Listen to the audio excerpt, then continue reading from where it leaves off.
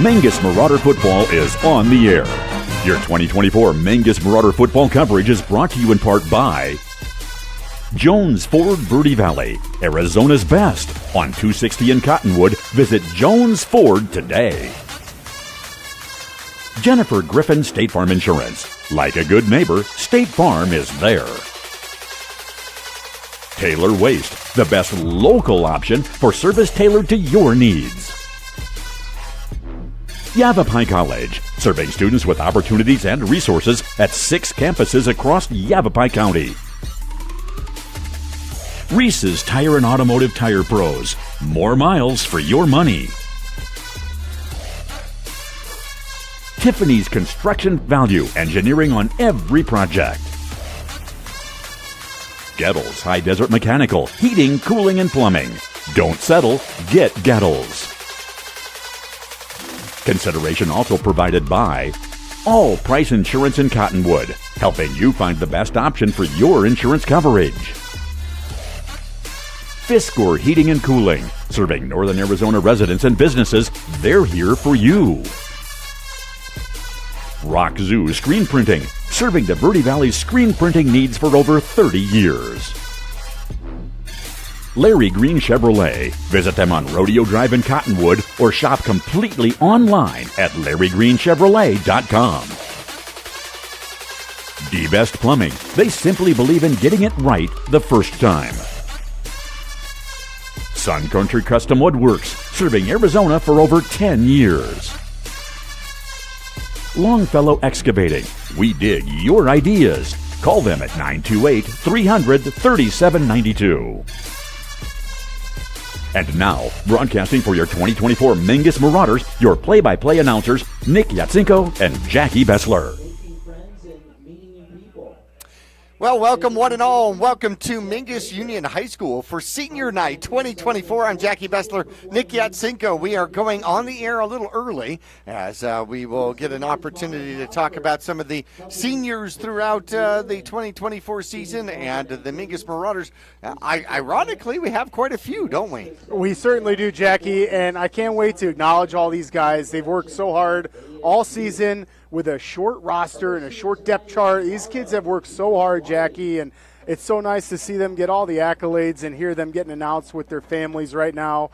You can see the players, and it wasn't too long ago I was down there getting walked out by my parents and my brother, and what a special time for these players. Yeah, I know. It is definitely a once-in-a-lifetime kind of opportunity without a doubt. Senior night also comes with the final game in the 2024 season, and we've got two teams matched up here tonight in different directions. Mingus comes in 1-8, and you have the Prescott Badgers coming in at 8-1, sitting number 7, trying to position themselves for a 4A playoff run here.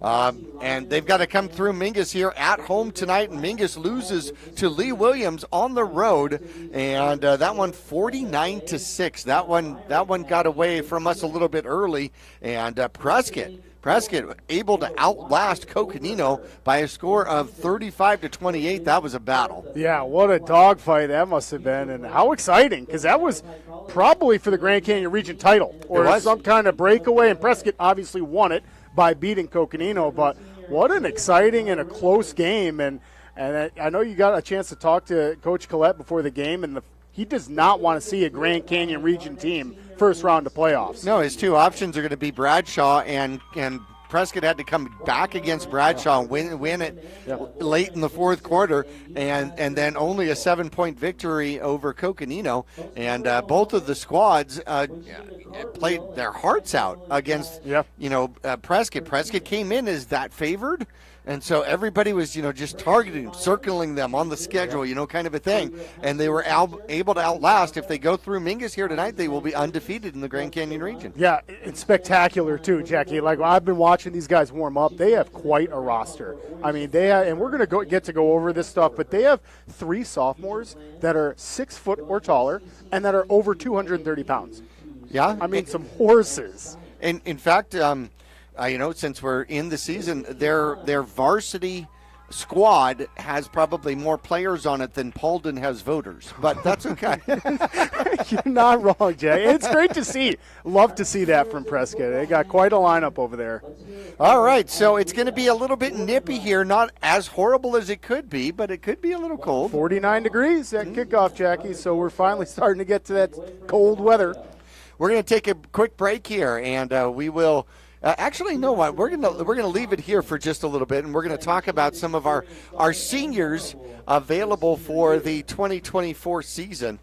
Theron Robertson is a junior. We're going to be able to get him back. I'm hoping that we're going to get him back for next season, and we've got actually a whole list of hopefuls that we're going to be able to talk about during the game as well. But this is senior night. Who do we get to honor? It's so awesome to see this, Jackie, and you can see Javier down there walking with his family. And for the Marauders tonight, these seniors, their last game here at the Cave, it's going to be Jose Felix for the Marauders, Rain Stokes, Colby De La Haye, Noah Seda, Tyler Williamson, George Deneau, Marcus Lucas, Xavier Thompson, Braxton Longfellow, Jason McLean, Hosen Esquire, and Ethan Montiel, and Elijah Chupp, Jackie. So that's the seniors, all for the Marauders, and what a special night for these guys as they play their last game here. Yeah, Jose Felix has played defensive back for the Mingus Marauders and has done very well, has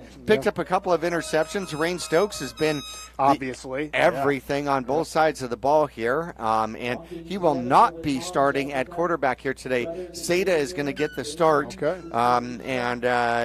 but Rains will be, as I'm told, expected to be in the game at some particular point. Kobe De La Haye has been the leading receiver here for the Mingus Marauders. He is going to be certainly missed for the Mingus Marauders. And then, as you move through, Noah Seda also has been a special part of this team and is now going to play the backup quarterback here since Dawson Rice is still out. Injuries have plagued this team with a small roster, and that's been unfortunate.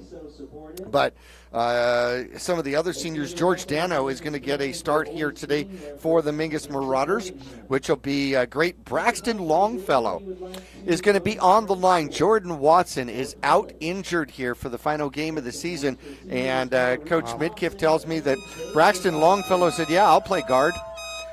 All right, Braxton, let's see it. Prescott's got a big lineup. I'm excited for that one. Yeah. So, Coach said that he will be out there and he'll be out there to fight. Xavier Thompson on the field right now getting some accolades, and he has been an interception machine for the Mingus Marauders this year, which is absolutely fantastic. Jason McLean has been so pivotal because they've been able to put him into so many different positions. Versatile. Oh, yeah. We've used him on defense, offensively, in the linebacker position, even at tailback at times, so that's just a good athlete. Very true. Montiel, this is going to be his last game. We're going to certainly miss him, his size, his efforts in the offensive line, the defensive line out there. And Elijah Chupp, unfortunately, we lost him a couple of weeks ago. And so he doesn't get to finish his senior season, so to speak, at least not on the field, but he'll get his honorees here tonight for senior night, which will be fantastic. But what a miss he has been. Yeah, and truly, Jackie, it's sad to have a couple of those seniors not able to play here on this last night that the Marauders get to take the field. But all in all, is a special season for these guys, Jackie. And when you're seniors, you never forget these moments. Each and every game, these bring special moments. The road trips with your family, when you stay weekends at places, and you're hanging out with your friends down there. And at the end of the day, that's what this is about. And the kids are down there having a great time, and I love the big fat heads that you see. Those are really cool. Is that what they're called? They're big fat heads, yeah. Okay, if you're listening to the radio, what is a fat head? A fat head is that's got to be a 4x4 or 3x3 giant cutout of the senior's face. Right. So it's awesome. Okay. Now, if they did one of those to me, there would just be one gigantic shine off the top, right? It would just be a little shorter. You don't have to worry about the hair. It'd be just a smidge shorter. It's just a schmid, okay. Oh, goodness. And I don't have much room to talk, so. How about that? Oh, my gosh, that is big. That is a gigantic. Isn't it awesome? Yeah. So can you imagine if you put the button piece on the back of that? Oh, and, perfect. Just buttoned it to your jacket. Perfect. I'd be holding that over my face. No, right? That really is a good time. And it's awesome to see these players get to enjoy that.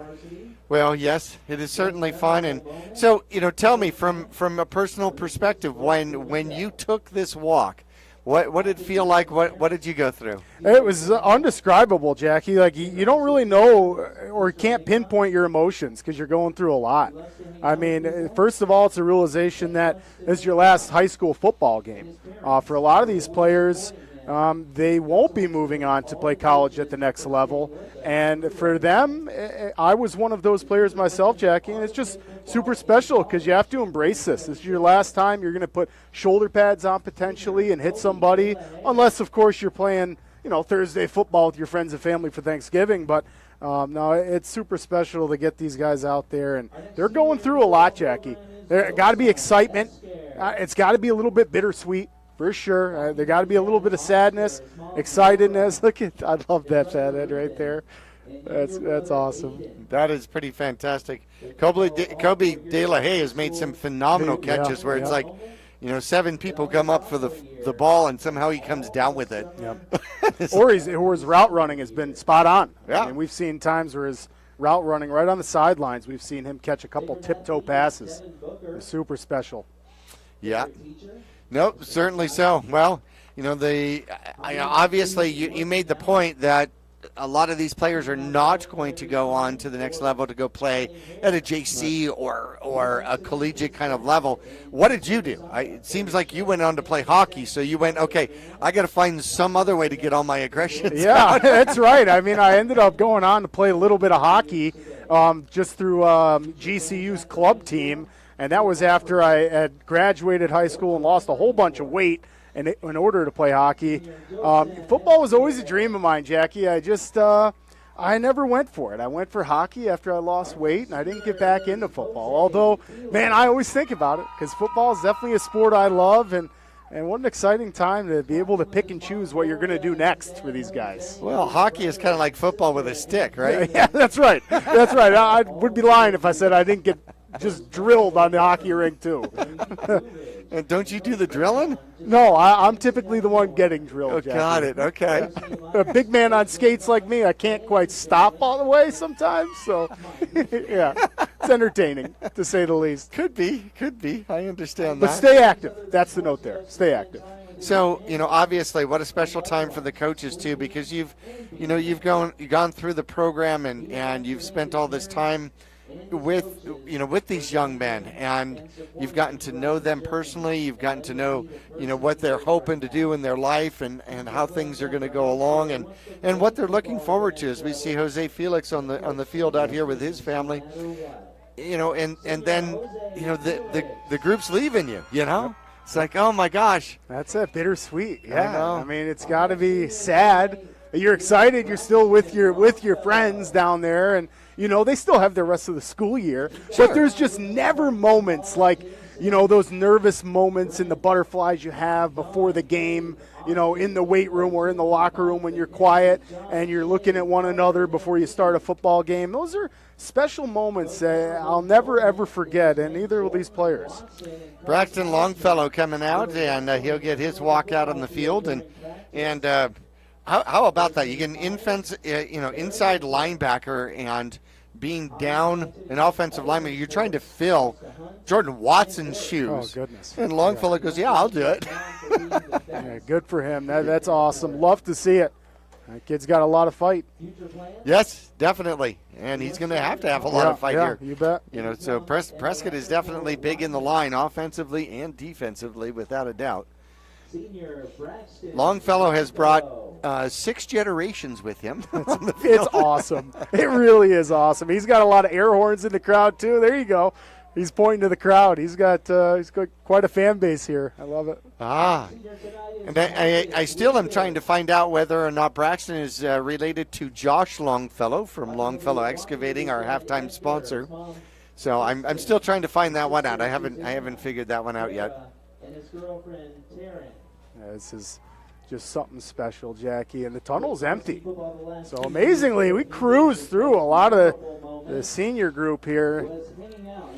Well, Brian James, the announcer, the stadium announcer, I mean, he's on it, He is. You're right. He's definitely rolling with it. And they're all getting their pictures done right at the beginning of the helmet, too.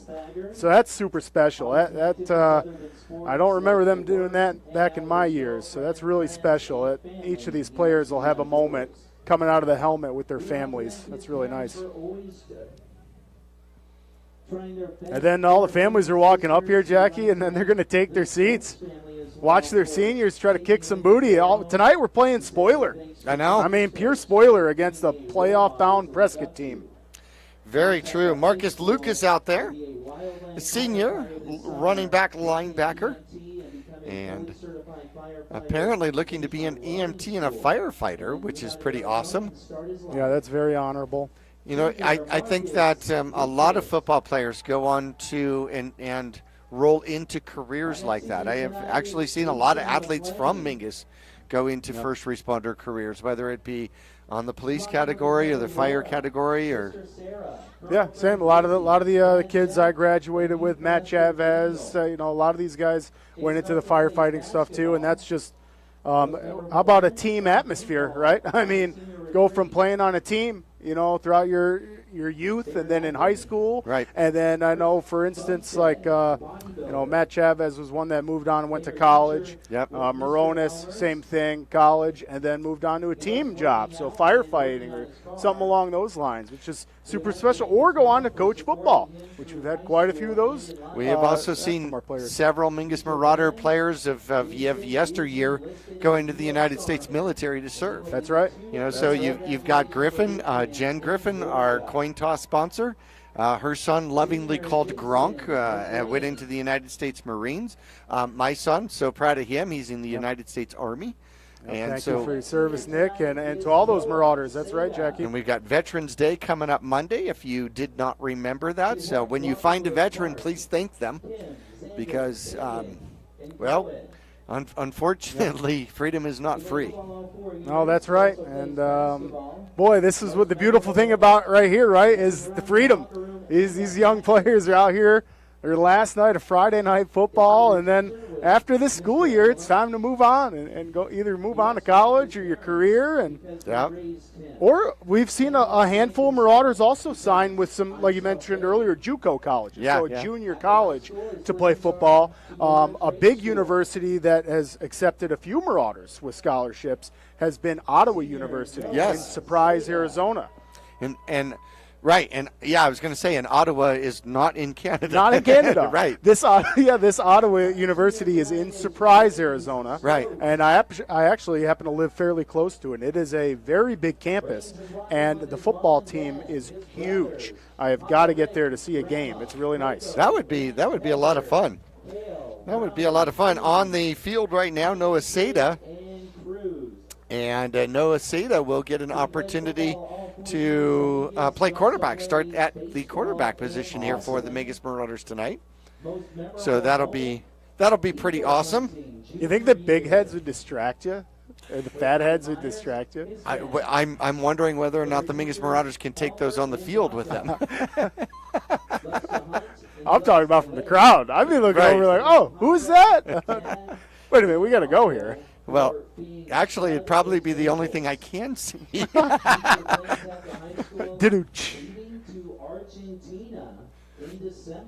So out there on the field right now, Rain Stokes is out there. I couldn't see him because he's got his jacket on. That's why we couldn't see him. Well, I saw Remington, and I'm going, no, that's not right. That's not right. So, yes, Rains has his jacket on and does not have his pads on here today. But I'm thinking, Remington, no, dude, we got one more year of you, dude. Yeah, he's going to be a crucial part for the Marauders coming back. And I saw him on the field, and he was practicing kickoffs. And I'm like, what are you, the water boy, dude? You going to play every position? If he can, he would. He's a dog, man. I think so. Yeah, so just to touch on just some of the players, Jackie, coming back.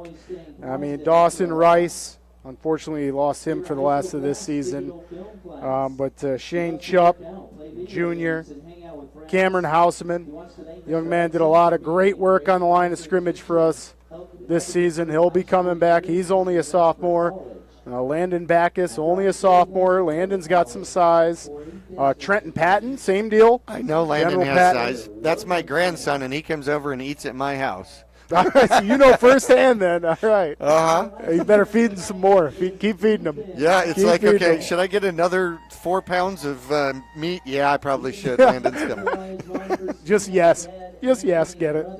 And Jordan Watson, Jr., sad to see him not going to be suited up for us tonight because we've been calling his name all season. He's an absolute monster on line of scrimmage, and he'll be coming back as well. So a lot of big shoes to fill, but we definitely have the sophomores and juniors to do it. Tyler Williamson, we saw him on the field here just a little bit ago as he comes through. We haven't called him a lot, but a senior cornerback and wide receiver here for the Mingus Marauders. And this is going to be Montiel, if I see that number correctly. Montiel's got the face on the big fat head there. That's awesome. So Ethan Montiel, senior 6'2", 240. We are certainly going to miss him, his size, his energy here for the Mingus Marauders.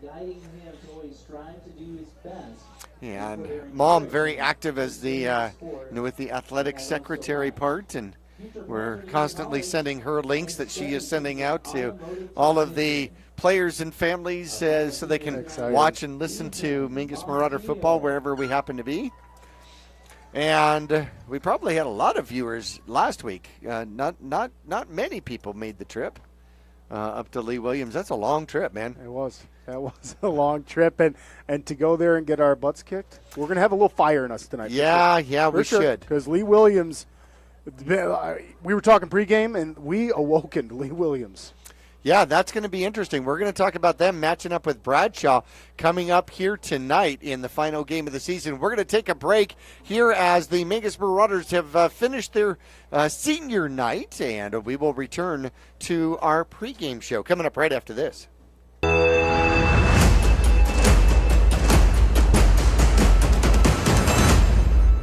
For 4 generations, the Gettles name has been synonymous with heating and cooling ingenuity. Since 1987, Gettles High Desert Mechanical has established itself as the premier HVAC company in northern and central Arizona, having not only survived recent economic setbacks, but thrived and grown during those times.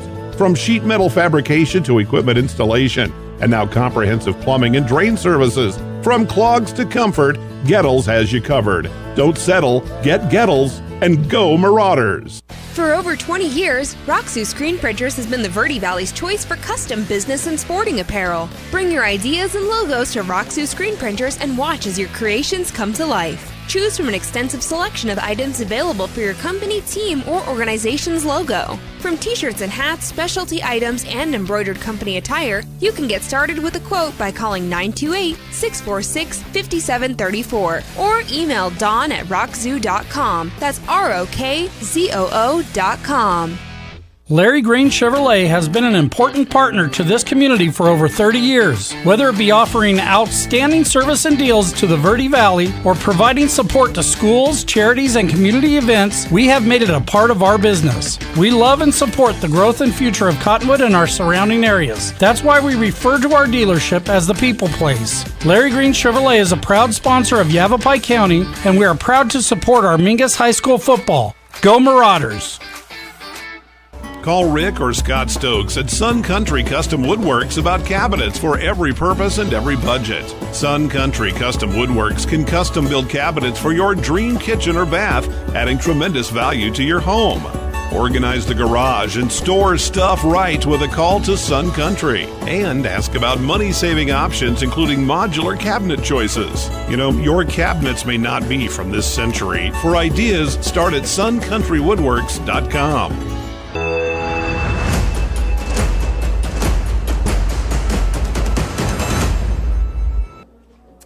Back here at Mingus Union High School as we have gone through our senior night festivities here as we get into our regular game pregame as we take a look at the Mingus Marauders and some of the teams that Mingus has played. Mingus has played both Deer Valley and Estrella Foothills. Both these teams are going to play tonight for their region record. Blue Ridge is in the playoffs. They are into round one, although they lost a couple of games late.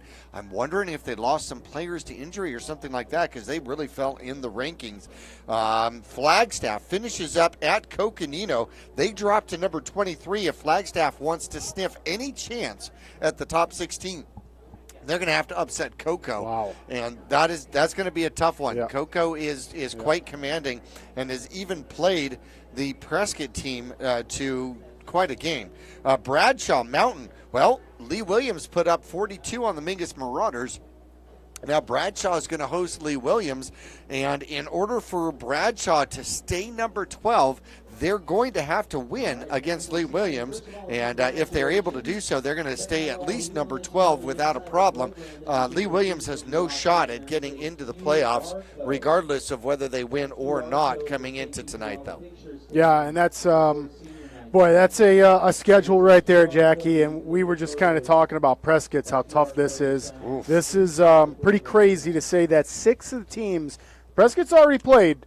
They lost to one of them, but 6 of these teams are going to be in the playoffs or are fighting for a playoff spot. So we'll start out with Prescott's opponents, La Jolla Community. They smoked them right off the bat, 56-7. The beginning of the season. Then they lost to Thunderbird. Thunderbird is number 6 right now, and I know you got a chance to talk to Coach Collette about that, and it was very close, and they wanted that one back. Yep. They lost to Thunderbird 36-14, so no blowout by any means. And then number 8, Northwest Christian, was who they played next in their season, and Northwest Christian is number 8 right now. Prescott beat them 42-41. Northwest Christian was about to tie the game, and they went for 2 to win it. On the road at Prescott. On the road at Prescott, might as well. Yeah. I like the gamble, and they lost it. Yeah. So Prescott came away with a win there. So that's the number 8 team in 4A. Then Vista Grand, number 11. Prescott beat them 31-26. So some battles here Prescott's been through. Combs, number 15. They beat them 40-28. Lee Williams, number 37. Lee Williams, they beat them 28-7. Lee Williams is kind of strange. They played us great. They played Prescott okay. I mean, 28-7 is by no means a rout. This team, that's good. Bradshaw, number 12. Prescott just barely edged them, 27-17. Came from behind. That's right. Yeah. So that was a come-from-behind win for the Badgers. And then how exciting, an overtime win against Coconino, 35-28. So the games between Bradshaw and Coconino were probably some of the most grittiest. I know Prescott had some close games, but that's why Coach Collette doesn't want to see these teams in the beginning of the playoffs either. No doubt. Much rather play some kind of team from Tucson who's just barely making it in, because these GCR teams are pretty good, and they're playing good opponents. Well, sitting kind of in the middle, they would match up potentially with Walden Grove, and Walden Grove sits in the division with Micah Mountain and CDO. Top teams. So they're not going to be a pushover, and Walden Grove is going to be we're trying to prove that we can, we belong here kind of a thing. So that would be a tough one, but probably still preferable to matching up with another Grand Canyon region team who knows you so well. Let's get into our Dogtown USA recap, and Dogtown USA voted the best hot dog in the Verde Valley. I think so. 100% Vienna all-beef hot dogs, and when you're craving that all-American authentic Chicago hot dog, the chili dog, the kraut dog, even the Ditka, which is the spicy Polish dog. Yes, you can go find them. They are typically from 11 to 6 at Tractor Supply on the 89A bypass here in Cottonwood. Sometimes they will be out at special events. You can go to dogtownnation.com, dogtownnation.com, and find out where they're going to be. Lee Williams took it to the Mingus Marauders 42-6. Rain Stokes had a tough day in the pocket. He was constantly under pressure, sacked 11 times in the game. He ends up 6 for 20, 176 yards, 1 touchdown, but 4 interceptions, 2 of them pick sixes going the opposite direction, and they gave up a special teams 85-yard punt return for a touchdown as well.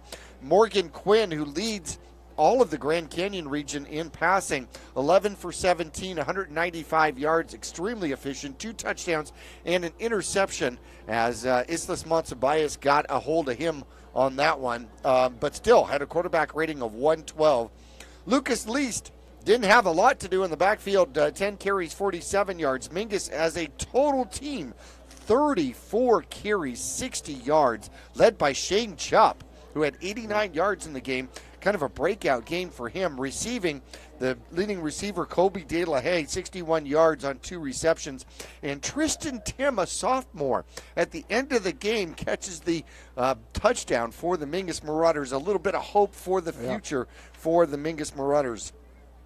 Interesting enough, the Lee Williams squad only put down for 6 sacks against the Mingus Marauders. I counted 11, so I think they actually gave him a little bit of a break. But nonetheless, that one got away from the Mingus Marauders, and then it was quicksand all game long.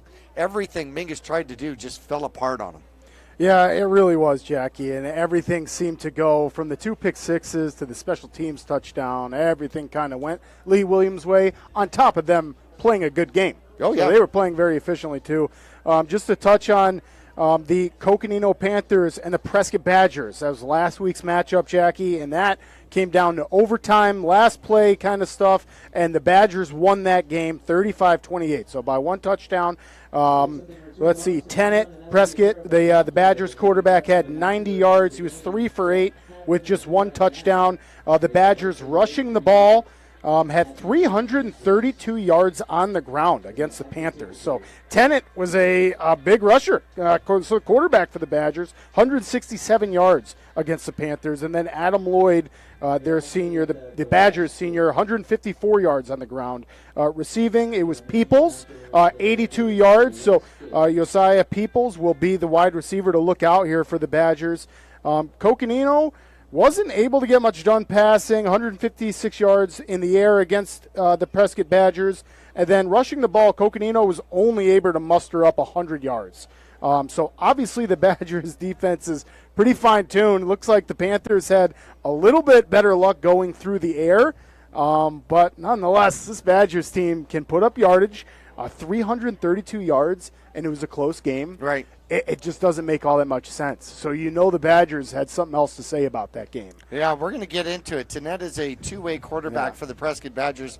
He is a threat to run at any particular moment. Kyler Murray-ish in the sense that he can extend a play for 15, 16 seconds.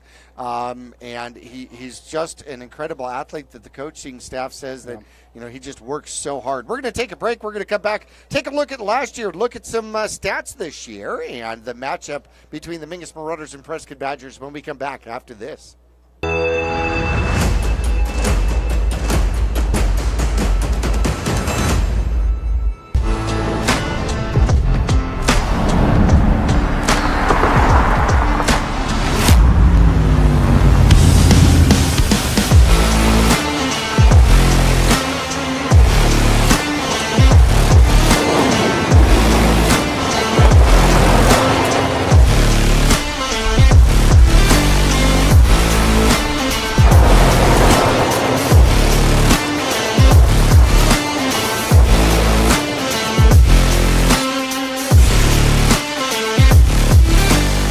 Stay cozy and comfortable with Fiskor Heating and Cooling. At Fiskor Heating and Cooling, we bring warmth to your winters and cool comfort to your summers. Our friendly team of experts is dedicated to keeping your home just the way you like it. Whether it's a tune-up, repair, or a brand new system, you can count on us for reliable and speedy service with a smile. Your comfort is our priority. Choose Fiskor Heating and Cooling for a happier, cozier home. Call Fiskor Heating and Cooling. We're here for you. Let's go, Marauders! Yavapai College has many degree and certificate programs to get you on track to a rewarding, well-paying career in a variety of industries such as healthcare, manufacturing, construction, elementary education, and art. Fall semester starts on August 15th, so there's still time to register. Visit us online today at yc.edu/admission to connect with your future career. I'm Chris. And I'm Tandy, owners of Taylor Waste. We are homegrown in the Verde Valley and nearly your last local choice. We want to be your first choice for residential and small business garbage service. Get a free month service when you make the switch to Taylor Waste. And enjoy monthly service as low as $19 per month. Visit TaylorWaste.com for more information. Or to start service, call Taylor Waste at 649-2662. Taylor Waste, service tailored to your needs.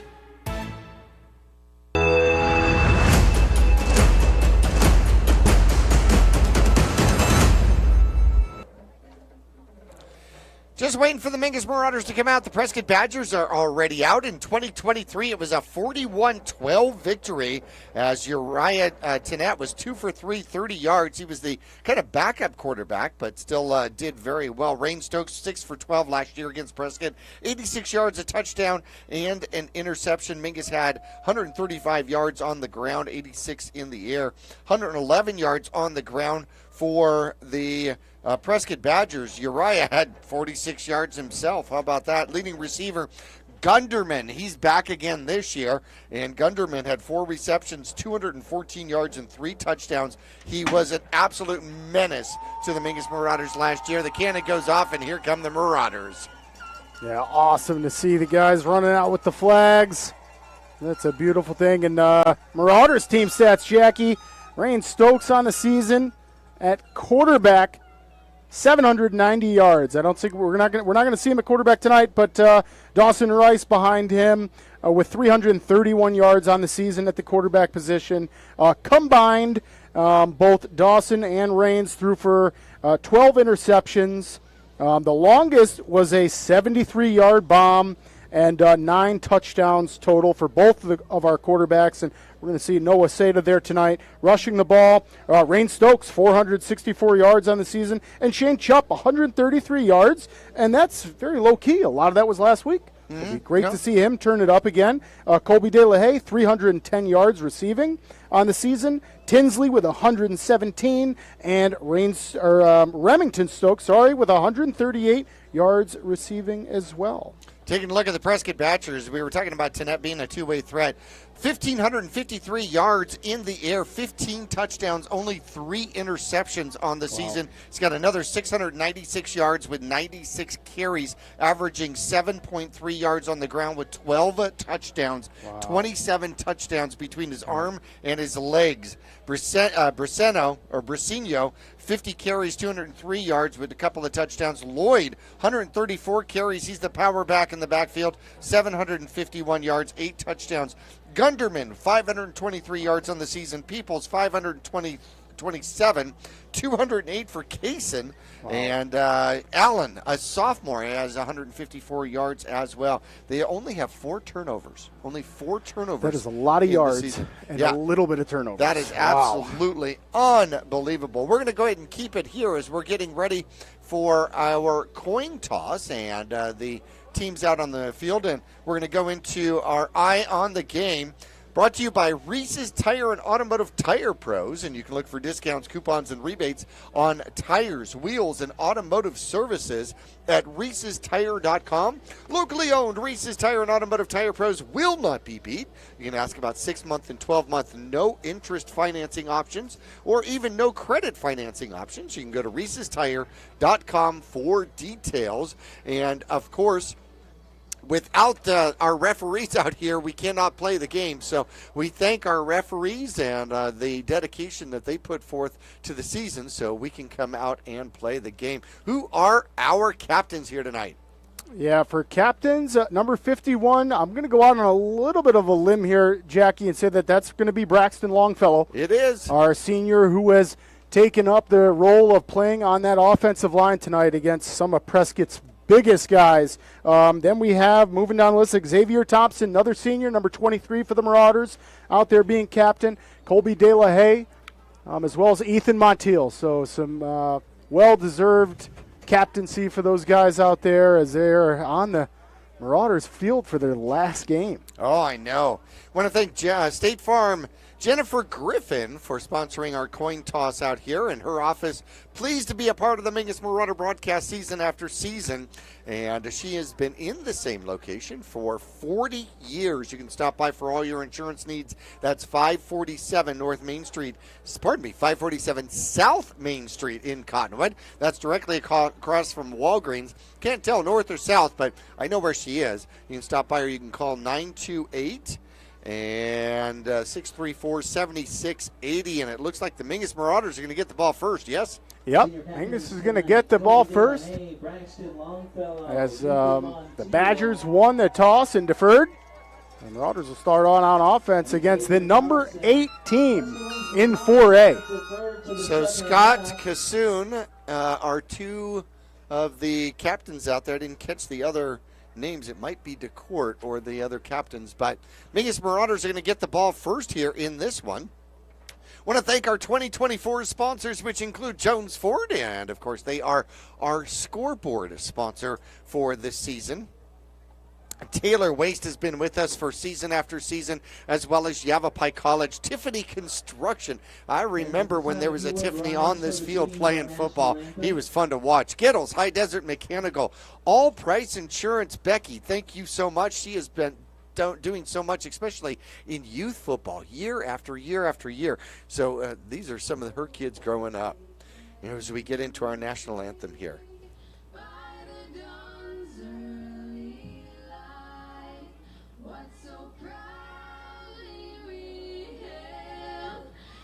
The twilight's last gleaming, whose broad stripes and bright stars through the perilous fight, o'er the ramparts we've watched, were so gallantly streaming, and the rockets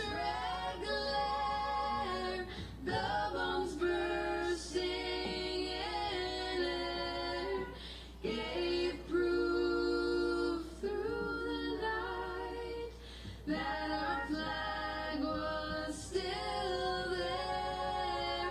Oh, say does that star-spangled banner yet wave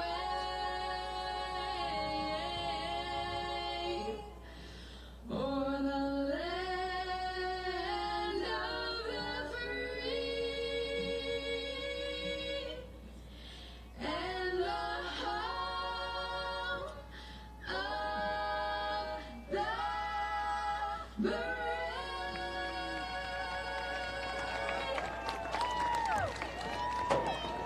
And our national anthem out there, as we were going through some of our Mingus Marauder sponsors. Want to thank Fiskor Heating and Air, Larry Green Chevrolet. A big hello to Clint out there. Deep Best Plumbing, they just did a gas line for us.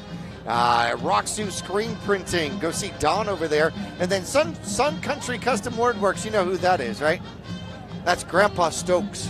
Grandpa Stokes. That's Grandpa Stokes. That's right. Grandpa Stokes is a Sun Country Custom Woodworks. And, of course, Josh Longfellow with Longfellow Excavating, your sponsors for Mingus Marauder football. Yeah, thanks to all the sponsors. Just absolutely awesome to be up here in the box with you, Jackie, and another spectacular Marauder season. Obviously not at the record we want to, and we'd love to be fighting for a playoff position right now, but we're just playing spoiler.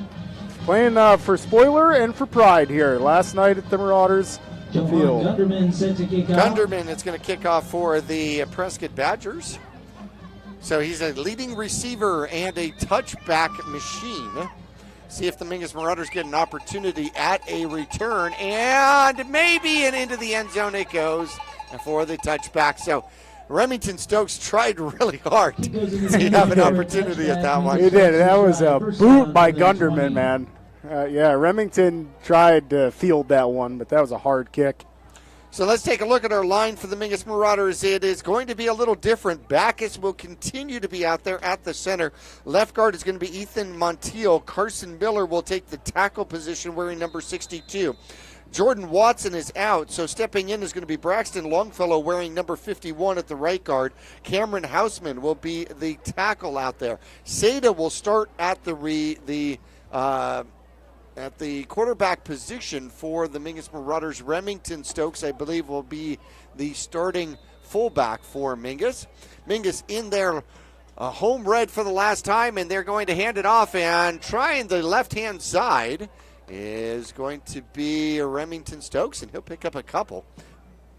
Yeah, it's just going to be a dive to the left side of the line of scrimmage. Not a bad job. I mean, it's only going to get you 1 or 2. That's a hard-earned yard. But I think I also see General Patton out there, Jackie, on the right side of the line. You are right. Pardon me. I apologize for that. Patton is taking that tackle position, so number 66 is back on the line. Ooh, that was early, and the ball is on the ground. Ooh. There was movement early. There were Prescott Badgers in the backfield before the ball was snapped. It's going to be a loss of 2 back to the original line of scrimmage as the snap was fumbled out there. Yeah, I'd love to know why that snap was fumbled. It did look like the nose guard for Prescott went before anybody else.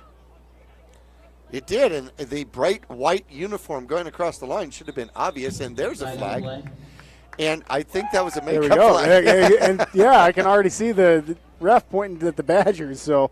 Yeah. You might be right, partner. I think that was the good old Ionia one. Yeah, we're going to go ahead and I'm going to pay my debt right right now. away. Yeah, we like that. Because that one I didn't see anybody offsides, but I'm thinking the first one was obviously really close, and then that one it was like, all right, can't let it go on. Right.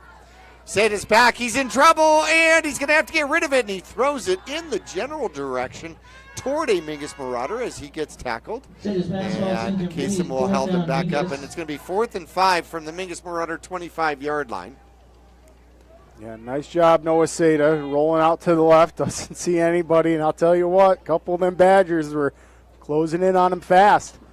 I mean, that's a scary sight to see. Those are some big fellas down there, too. Well, we're going to see who's going to do the punting here.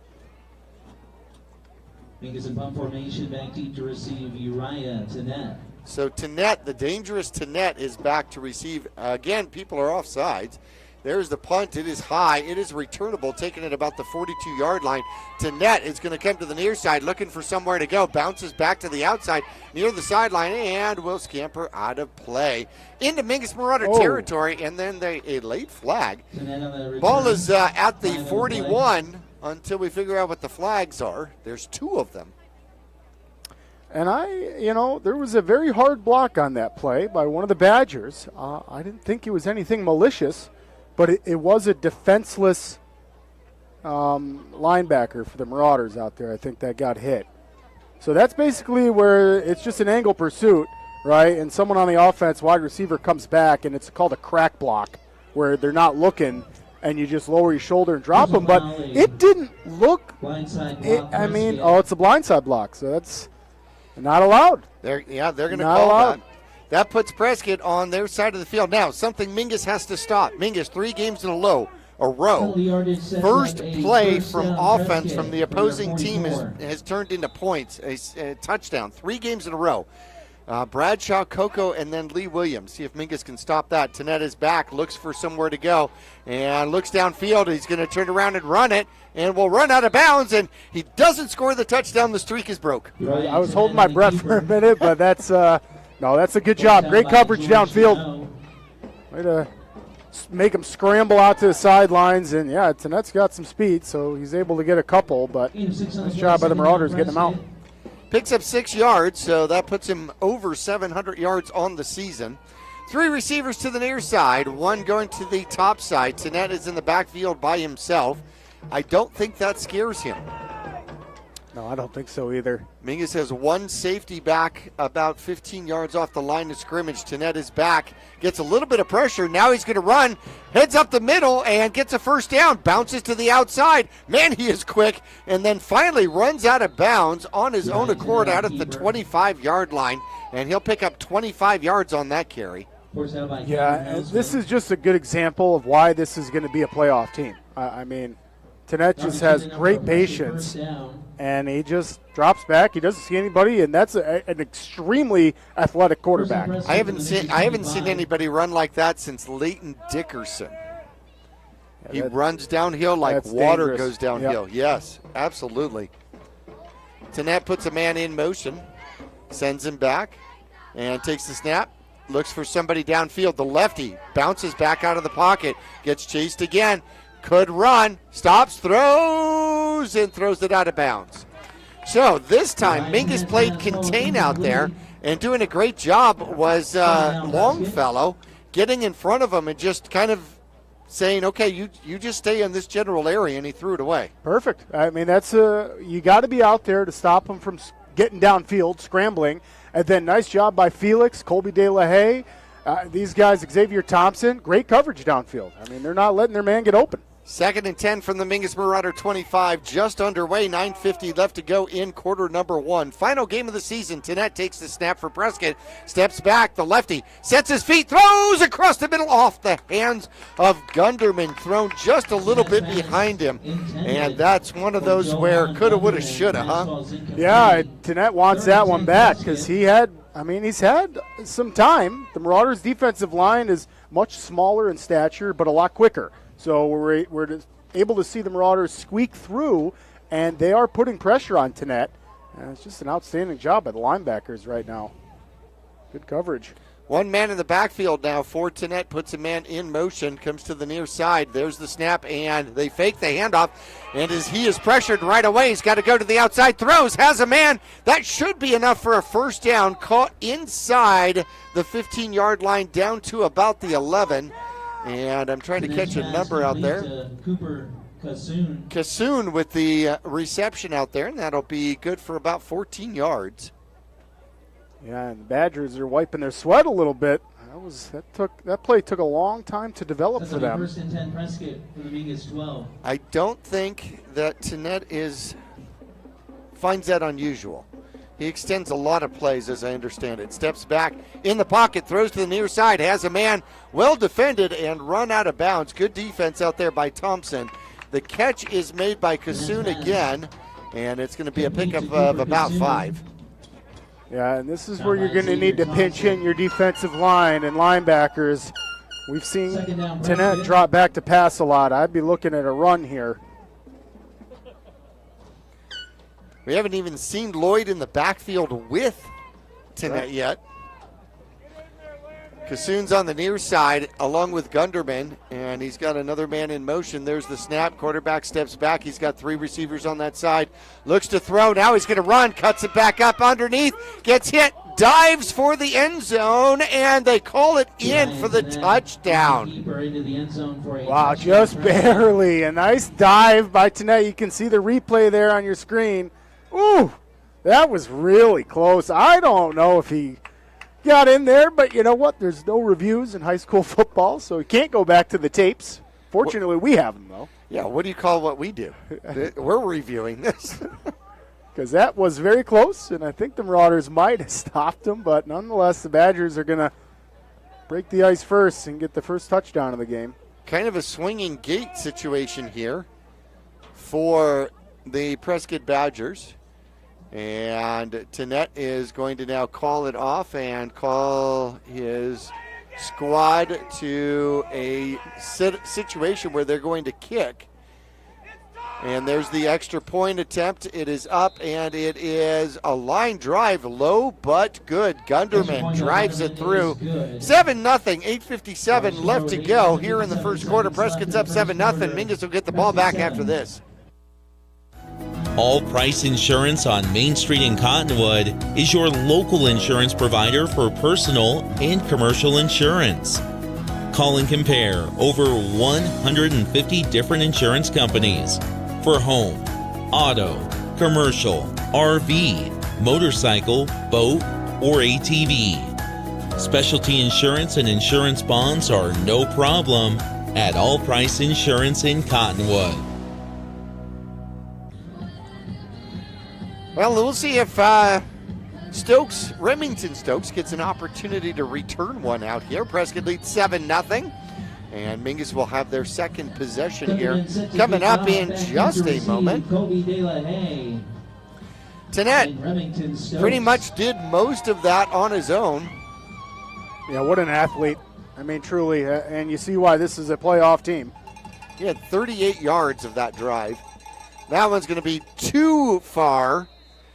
As Gunderman says, okay, you want to try to catch that one right at the goal line? Exactly. Catch this one. Yeah, last time Remington was barely able to get his hands on it. This time he puts it over his head. I'll tell you what, Gunderman, that's a special athlete right there. To be out there playing wide receiver and then to have a foot like that. Wow. Yep. We do have one of those really tall ladders in the truck. We could have brought that out for Remington. Catch it on top of the ladder, then you got to come down. All right, here come the Mingus Marauders at the 20-yard line. Seda takes the snap, hands it off, and in the backfield, getting eaten up alive is going to be Remington Stokes. He's going to lose about 2 or 3. Stokes on the carry. Yeah, I'll be curious to see if the Marauders are going to try out any sort of a ground game with Noah Seda in there.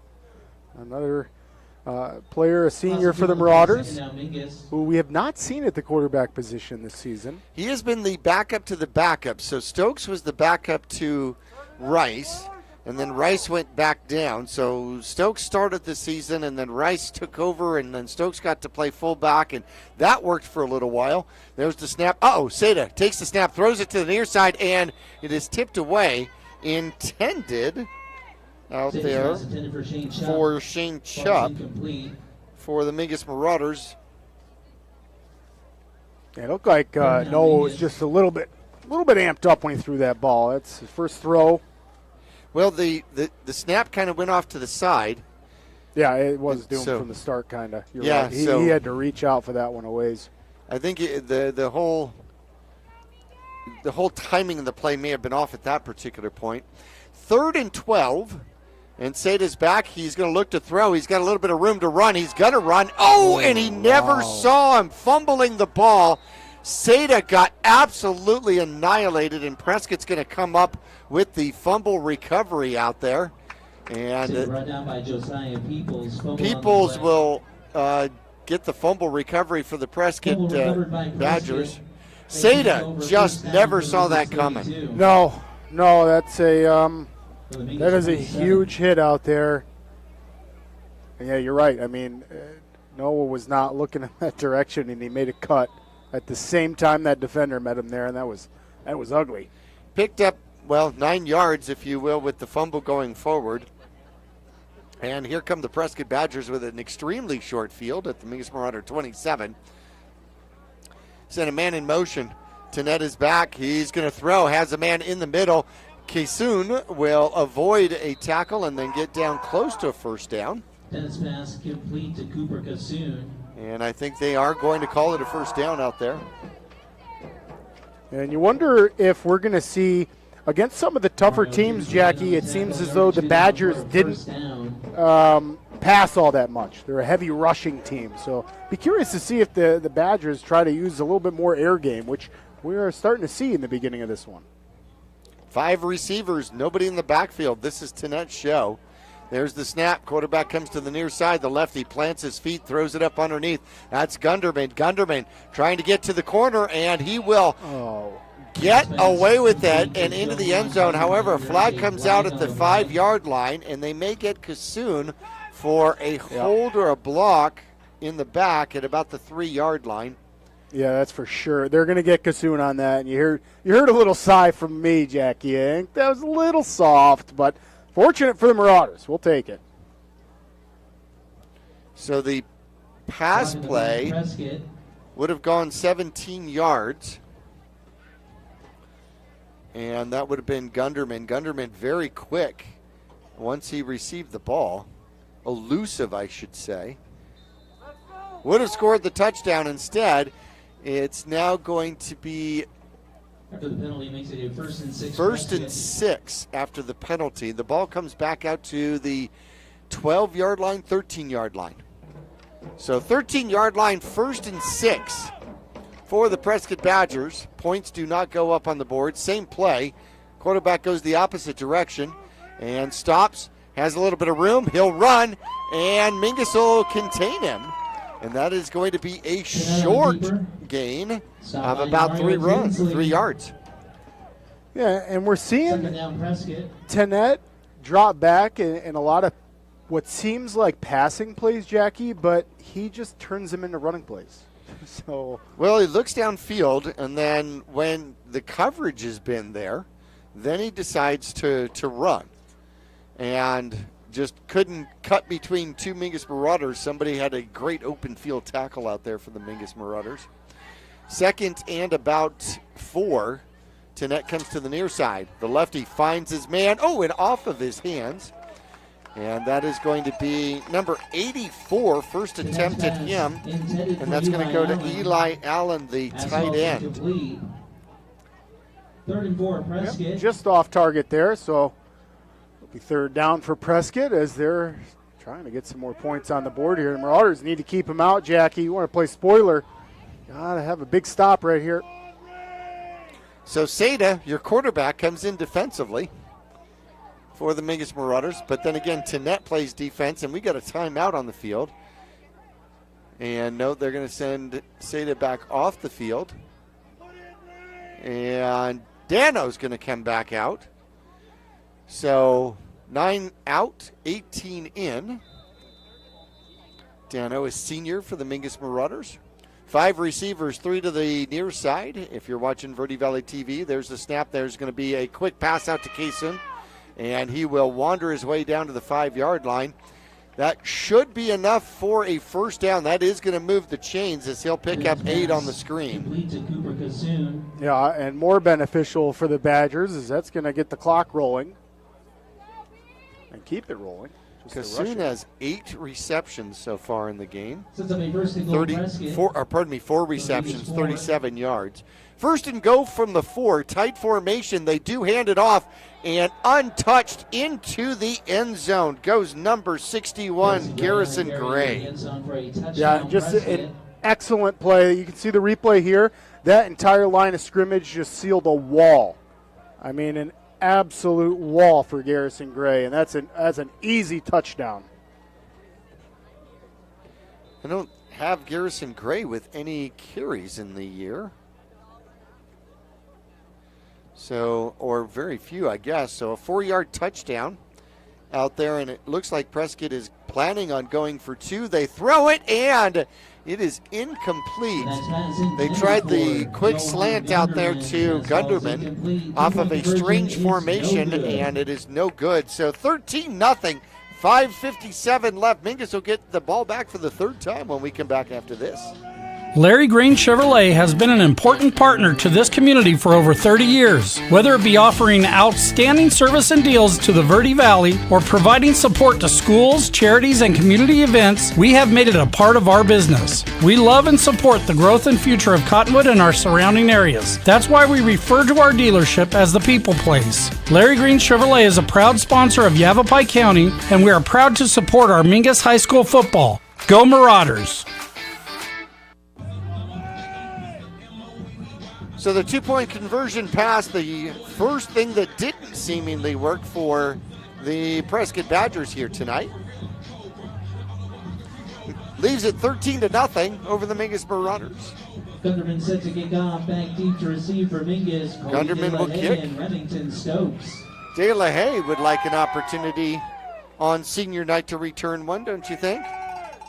Oh, he's licking his chops. And oh, wow. Remington tried again. That's an amazing kick. That's another touchback. That's incredible by a high school kicker. So, Remington, you got to know what we were laughing at if you're listening to KYBC AM 1600, 96.3 FM. Remington Stokes, ball going over his head into the end zone. Actually tried to jump, and then somewhere in the process of jumping went, no, it's too high, and it just kind of came out to, like a 4-inch vertical? Yeah, his arms just dropped down. He knew. Yes. And what a kick. Yeah. I'm sure he thought the same thing. 3rd possession for the Mingus Marauders, all starting here at the 20. They're going to hand it off, and weaving his way through for decent yardage is going to be Remington Stokes, and he is going to pick up 4. That'll be the best run from the line of scrimmage here for the Mingus Marauders. Third possession, Mingus still looking for their first down of the game. And we got Rain Stokes back in at the quarterback position too, Jackie. There we go. Rain Stokes has now taken over at the QB spot. And high snap, they do hand it off, and that's Chupp. Chupp tries the right-hand side. There's the first down for the Mingus Marauders. What a great play, and that's their lineman getting upfield. Montiel, Patton's up there. Nice job by the big guys getting upfield, getting blocks. And Chupp at the running back position has just been dangerous the last couple weeks. 14 yards on the carry. Puts him at 137 on the season. That also puts and flips Remington Stokes out to a wide receiver spot. 3 receivers to the bottom. Playing man, 1 man in the backfield, and that's going to be Stokes. Oh, and he gets tackled. Coming in and getting the tackle out there is that. I don't think it was number 13. Who is that? That's going to be, 22? I think that was Josh Police with the sack out there. That's going to be a big sack, though. Takes back the Mingus Marauders by about 9 yards. Yeah, that's going to be tough. There's not much in the playbook for this one. Obviously, Marauders are going to try some kind of reverse or counter or a passing play, I'd imagine. Well, they don't have to get it all at once. 2nd and 19. And there's the snap. They do hand it off to Chupp. Chupp straight up the middle. He's going to get the sack yardage back and get back down to about a 3rd and 10. Yeah, or give it to Chupp. That's going to be the next go-to. That's a couple of nice just dives right up the middle, and Chupp showing his speed. See, Coach Troy Hoke is going to be a halftime guest for us. Talk about girls basketball coming up. Believe it or not, the season is right around the corner. Coming to the near side and getting caught by the uniform, and down go the Mingus Marauders, and that's going to be Stoke with another sack about 5 yards out there. He tried to run it. I think that was a designed run, and he did not get anywhere on it. Yeah, Badgers just close up real nicely here. And here's a real fourth and long here, Jackie. I'd imagine the Marauders are going to boot this away and try to get some field position back. Mingus got a first down and then got pushed back to their own 34-yard line. Chupp had positive yards on that drive. Stokes is back looking to punt it. I'd punt it out of bounds. I would not give Tinette an opportunity to return. He is going to be very dangerous. There's the kick, and it will go, and it is going to be bounced. It'll be picked up at about the 31-yard line. He avoids the tackle, finds the sideline, and down the sideline and out of bounds he goes. And he gets into Mingus Marauder territory at the Mingus Marauder, 43. The other thing that I see about Tinette is he doesn't take hits. No, he's just good at being elusive. Well, yeah, you're right. Multiple times now, I've seen him run the ball out of bounds, 4 or 5 times so far? Yeah, he's very good at knowing how to not get hit. It's something I believe Rain Stokes does the opposite of that. Right. Looks for a hit, right. And Tinette avoids it. So 1st and 10 at the Mingus Marauder 44-yard line. Tinette is back, switches directions, keeps going back, throws, and had it in the direction of a would-be receiver out there. He avoided the sack and went back almost 25 yards. Yeah, that's, I'm sure Coach Glett doesn't want to see that from his Badgers. I mean, you can't have Tinette dropping back like you just said. I mean, that was 20 yards in the backfield. What are the chances that you might have a defender behind you and you can't see him? So you can't get taken down that far back. Who's going to get behind him, though? I mean, he's so quick. Tinette comes to the near side, looks to throw, has a wide open man, and falling down, but for the first down. Catching the ball out there is going to be Luke Mason as he gets the first down at about 10 yards. Had way too much green grass out there and it tripped him up. Yeah, and he just kind of caught it and laid there for a second and looked up. Now, that's exactly what I would have done if it was me. Yeah. I would have. You actually threw the ball to me?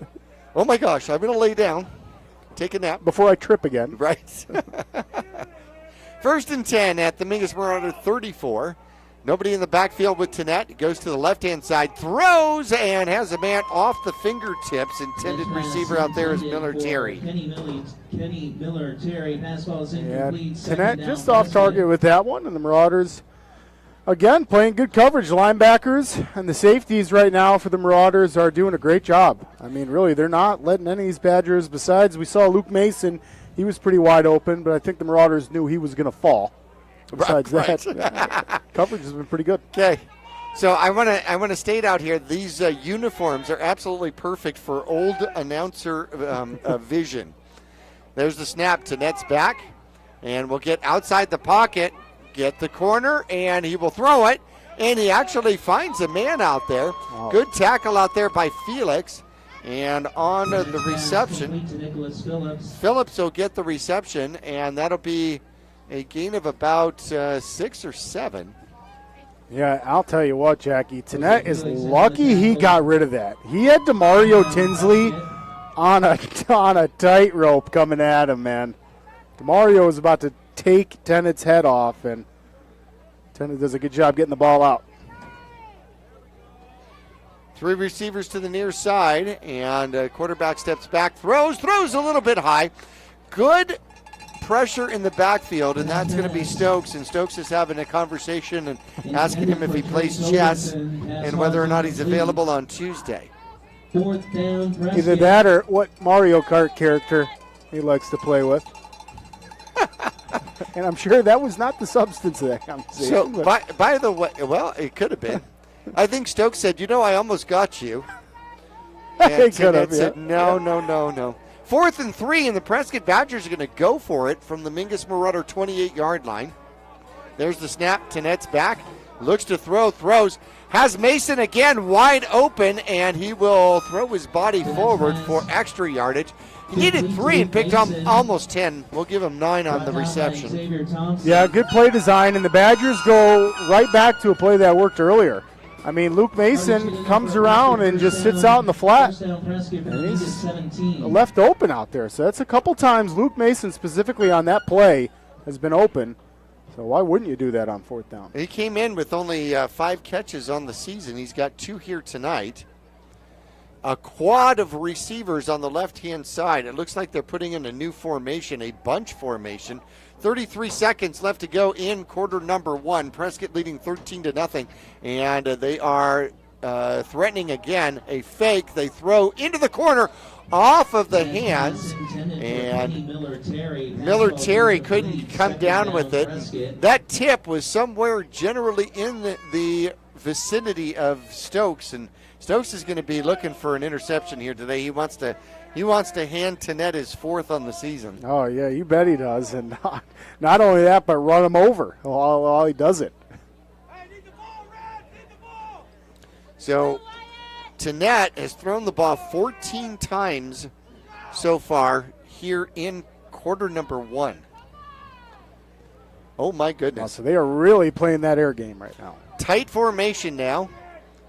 And now they're going to send Mason way out to the outside. There's the snap. Quarterback goes that way. And we'll get a little bit of pressure. He'll throw the ball down and to a wide open receiver in the middle. Threw it back across the middle. Touchdown Prescott. And that is going to be Miller Terry with the touchdown out there. Yeah, I think the Marauders just let him slip. He got lost in coverage there. Tanette was scrambling to the sidelines. He couldn't find anybody. But they do a good job. The wide receiver Prescott just sits in an open spot. There's the extra point attempt, and it looks like it was hit and blocked. Extra point by Gunderman is good. No good. And either Moore or Backus got a piece of that one, and it was kicked low. So that is the second extra point attempt that fails. 19-0, 10 seconds left. Quarter number 1. We're back after this. For 4 generations, the Gettles name has been synonymous with heating and cooling ingenuity. Since 1987, Gettles High Desert Mechanical has established itself as the premier HVAC company in northern and central Arizona, having not only survived recent economic setbacks, but thrived and grown during those times. From sheet metal fabrication to equipment installation, and now comprehensive plumbing and drain services. From clogs to comfort, Gettles has you covered. Don't settle, get Gettles, and go Marauders. Well, Mingus will get probably one play going from right to left across your radio dial. Then the first quarter is going to end. We're going to take another break and come back and go from left to right across your radio dial. Gunderman puts a boot into this one. It is deep. It is returnable and off the hands of Stokes. Stokes will pick it up at about the 4, and he's looking for somewhere to go, and he will get collapsed upon at about the 10 or 12 yard line. Had he caught that one clean, I think that would have certainly given him a better shot to get past that 12 yard line. Yeah, you're right, Jackie, and that's a might have been Remington's only chance to return it. As we see Esquire down for the Marauders. Senior here on senior night. Hopefully he's going to be okay. We're going to take a break as the first quarter comes to a close, and we're going to check on Esquire when we come back. Mingus trailing 19-0. Mingus will have the ball when we come back at the 12.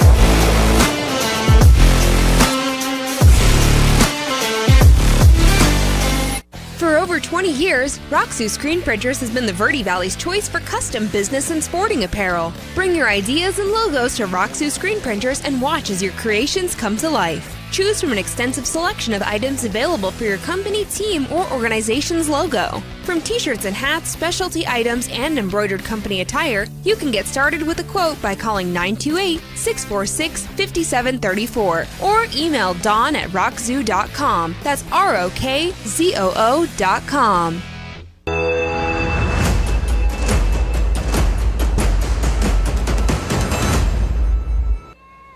Here we go from the 12-yard line. Esquire over on the bench and had trouble with that right hand or that right leg. A quick handoff in the backfield. Chubb will get back to the line of scrimmage, and that's about it. 2nd and 10 from the 12-yard line. So Esquire, they're working on that right knee here on senior night. That is not what you need. No, and I got a soft spot for knee injuries, as I suffered one myself in high school football, Jackie. So I hope that young man makes a quick recovery. Tight formation. Stokes is back. He's in trouble, and down he goes. And he will be inside the 5 as the Mingus Marauder offensive line just could not contain the Prescott Badgers. And that is going to be a loss of 7 as Nick Yatsenko here in the press box playing exterminator. Just took out a big wasp there. Would that be a yellow jacket? You know, he's a looking at me jacket. It does look like a yellow jacket here, up here in the booth. So the people from Blue Ridge are going to be calling us. So it is now 3rd and long, 3rd and 18, and the Mingus Marauders at their own 5-yard line, and there is a flag. Flag on the play. And I wonder if we're going to have a delay of game here. Yep, most certainly is. And that'll go half the distance. Amazing, we've got the delay of game here, but there was Prescott, when they were going for 2 the first time, somehow they had like 2.5 minutes to get that play off. Yeah, we actually had. Funny you bring that up, Jackie. A lot of the crowd was yelling, "What are we waiting for?" Right. And there is a handoff. The Mingus Marauders get out of the end zone. Prescott trying to rip it out. Rain Stokes on the keeper. Rain Stokes on the keeper, and he is going to lose a little or get back to the line of scrimmage, and it's going to be 4th and deep. So ball sits at the 3-yard line. Mingus is going to have to punt from the back of their own end zone here. Yeah, and it's just crucial to get the snap to your punter right now. That is crucial, and you got to get it off your foot quick. I imagine Rain Stokes, yep. It's going to be Rains back there ready to catch this, and he's got to get that off his foot quick. Bagus gets a good snap, and he does get it off, and he kicks it away from Tanette. Wow. And a pretty decent bounce, and Tanette is going to just let it go. And Mingus will stop it at the 48-yard line. So that was about as efficient as you possibly could get from Rain Stokes, as he ends up with nearly a 50-yard punt with the roll. Can't ask for any better than that. No, especially coming from your quarterback. And that's pretty amazing. They'd be out there playing QB and then turn around and punt. And we've seen it from Rain Stokes all season long. Kids dual kind of threat. Speaking of dual threat, Tanette back in the backfield. He's got a quad of Badgers here at the near side. He puts one in motion, and this time they do jet sweep it, and they pick it up. Mingus tackles him. A good gain of about 8 out there. Running the ball is going to be Adam Lloyd, his first carry. Yeah, it's surprising that we've just seen his first carry, but also not surprising, Jackie, is we know that this is a Prescott Badgers team that's ranked number 8 right now, that they are looking to make a playoff run, and against a lot of their tougher opponents, they did not pass the ball. So what we are getting tonight is the Badgers trying out this air game before they get into postseason play. Well, I apologize. That was a pass forward, and that is another pass coming to the near side. Gets the corner is Kaysen. Kaysen runs through a couple of Mingus Marauders, stays in bounds down to the 20, and that's going to be about 25 yards on the reception. Yeah, and look out. I mean, we don't want Tennant to get comfortable back there, and all of a sudden he's got a couple completions, and the Badgers are threatening again. Soon with another reception out there. He's a punishing receiver once he gets the ball. He's a big body, like a tight end. Gets 25 on that one. Going the opposite direction and then cuts up the middle. Finds a place to run. Goes toward the end zone and in. And winding his way through for a 20-yard touchdown run is going to be Tanette. Wow, and if you saw the instant replay, you might have missed it because that's too fast. Tanette just right up the middle. I mean, he feels a tiny bit of pressure, and he's just so quick. I mean, like you said earlier, like water running downhill. I mean, he's just kind of carving right in and out of the Marauders' defense. 52-yard drive in 3 plays. The extra point attempt is down. The snapper had to pick it up, put it back down, and it is good. 26-0. 8:20 left to go. Quarter number 2 on senior night. We're back after this. When you're looking for a plumber, no matter the job, call D-Best Plumbing. From energy-saving tankless water systems to whatever remodel project you have in mind, from the simple to the exotic, D-Best Plumbing prides themselves on quality workmanship and efficiency. For honest and fair prices and plumbing problems done right the first time, call D-Best Plumbing at 928-567-8755 or find them online at d-bestplumbing.com. Gunderman gets the extra point. 26-0 here in quarter number 2. Mingus Marauders are going to get another chance. They're going to get the ball back. Prescott has had some good drives, that being one of the quicker drives for the Prescott Badgers here. Yeah, we've seen a lot of passing game, and I don't think that's going to change, Jackie. I think if the Badgers can pour some more points on, that may change, but we're going to see them practice that air game.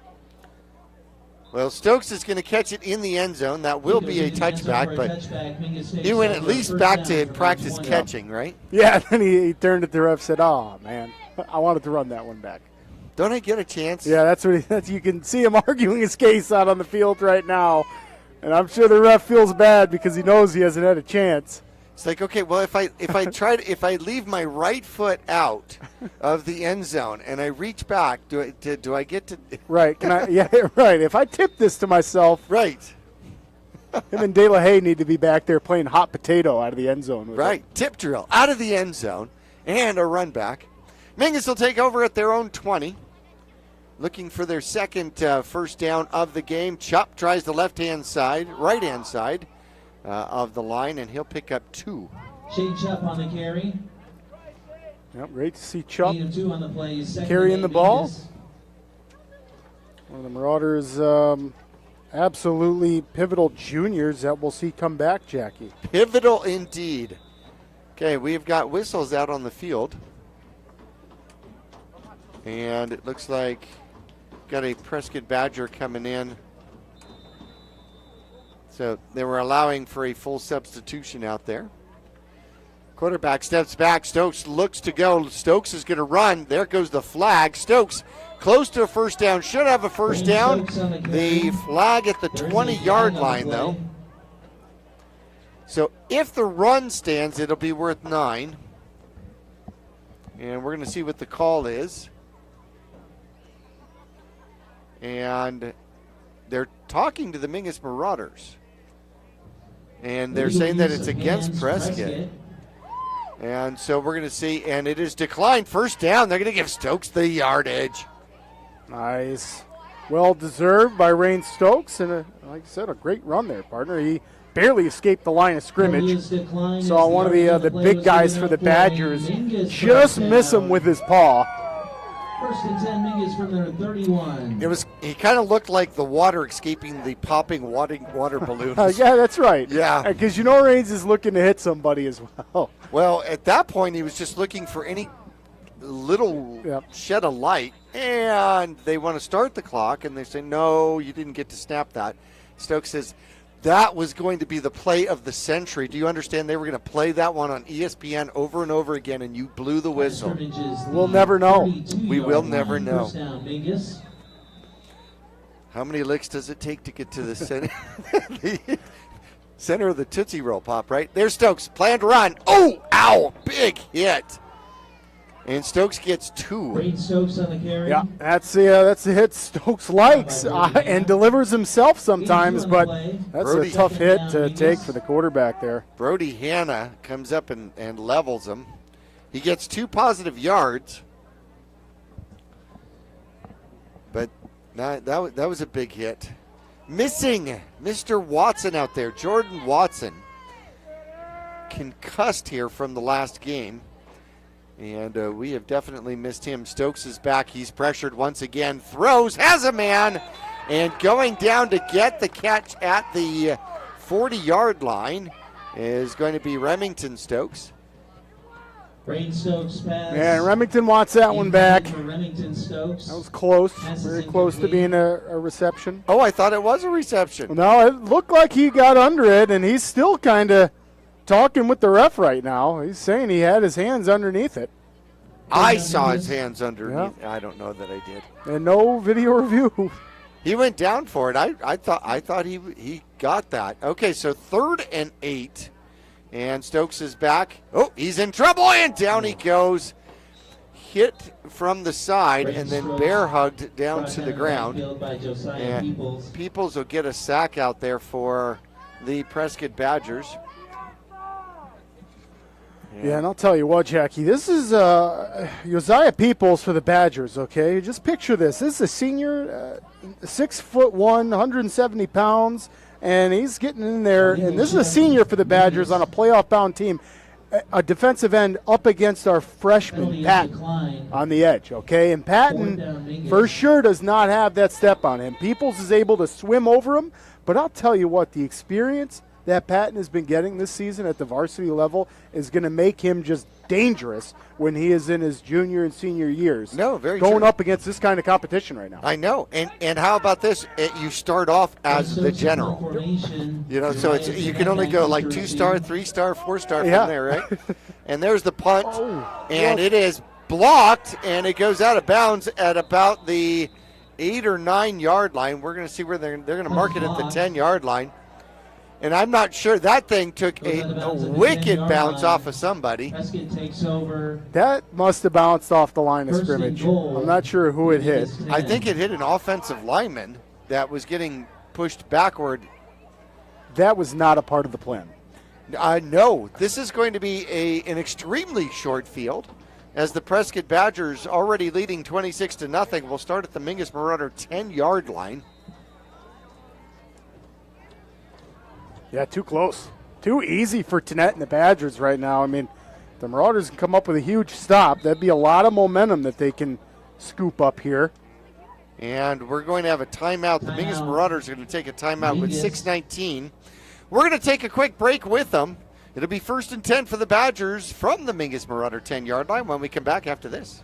Stay cozy and comfortable with Fiskor Heating and Cooling. At Fiskor Heating and Cooling, we bring warmth to your winters and cool comfort to your summers. Our friendly team of experts is dedicated to keeping your home just the way you like it. Whether it's a tune-up, repair, or a brand new system, you can count on us for reliable and speedy service with a smile. Your comfort is our priority. Choose Fiskor Heating and Cooling for a happier, cozier home. Call Fiskor Heating and Cooling. We're here for you. Let's go, Marauders! So they reset the ball, and I think they moved it back about an inch and a half. Prescott Badgers in the white uniforms with the blue numbers. Mingus with the home red, and of course the silver helmets. Tenet puts a man in motion, takes the snap, will go to the right-hand side. Has plenty of room out there, looks to throw, throws into the end zone, and is it called a touchdown? It is called a touchdown. And so Tenet goes to the right-hand side, gets the 10-yard touchdown, finds the man in the front end, and then how about that? He is able to fall his way into the end zone, and I think that was number 80. That may have been Sean Kidd, his tight end, out there with the touchdown. Yeah, and Sean Kidd, just a junior. He does have some size with him, and we're going to see him back for the Badgers. That was a very nice play. Good job by Tenet rolling out. They threw it a little bit behind him, but Kidd did a good job on spinning and catching that one. Extra point attempt is up and good. 6:09 left to go. Prescott extends the lead 33-0 over the Mingus Marauders on senior night. We're back after this.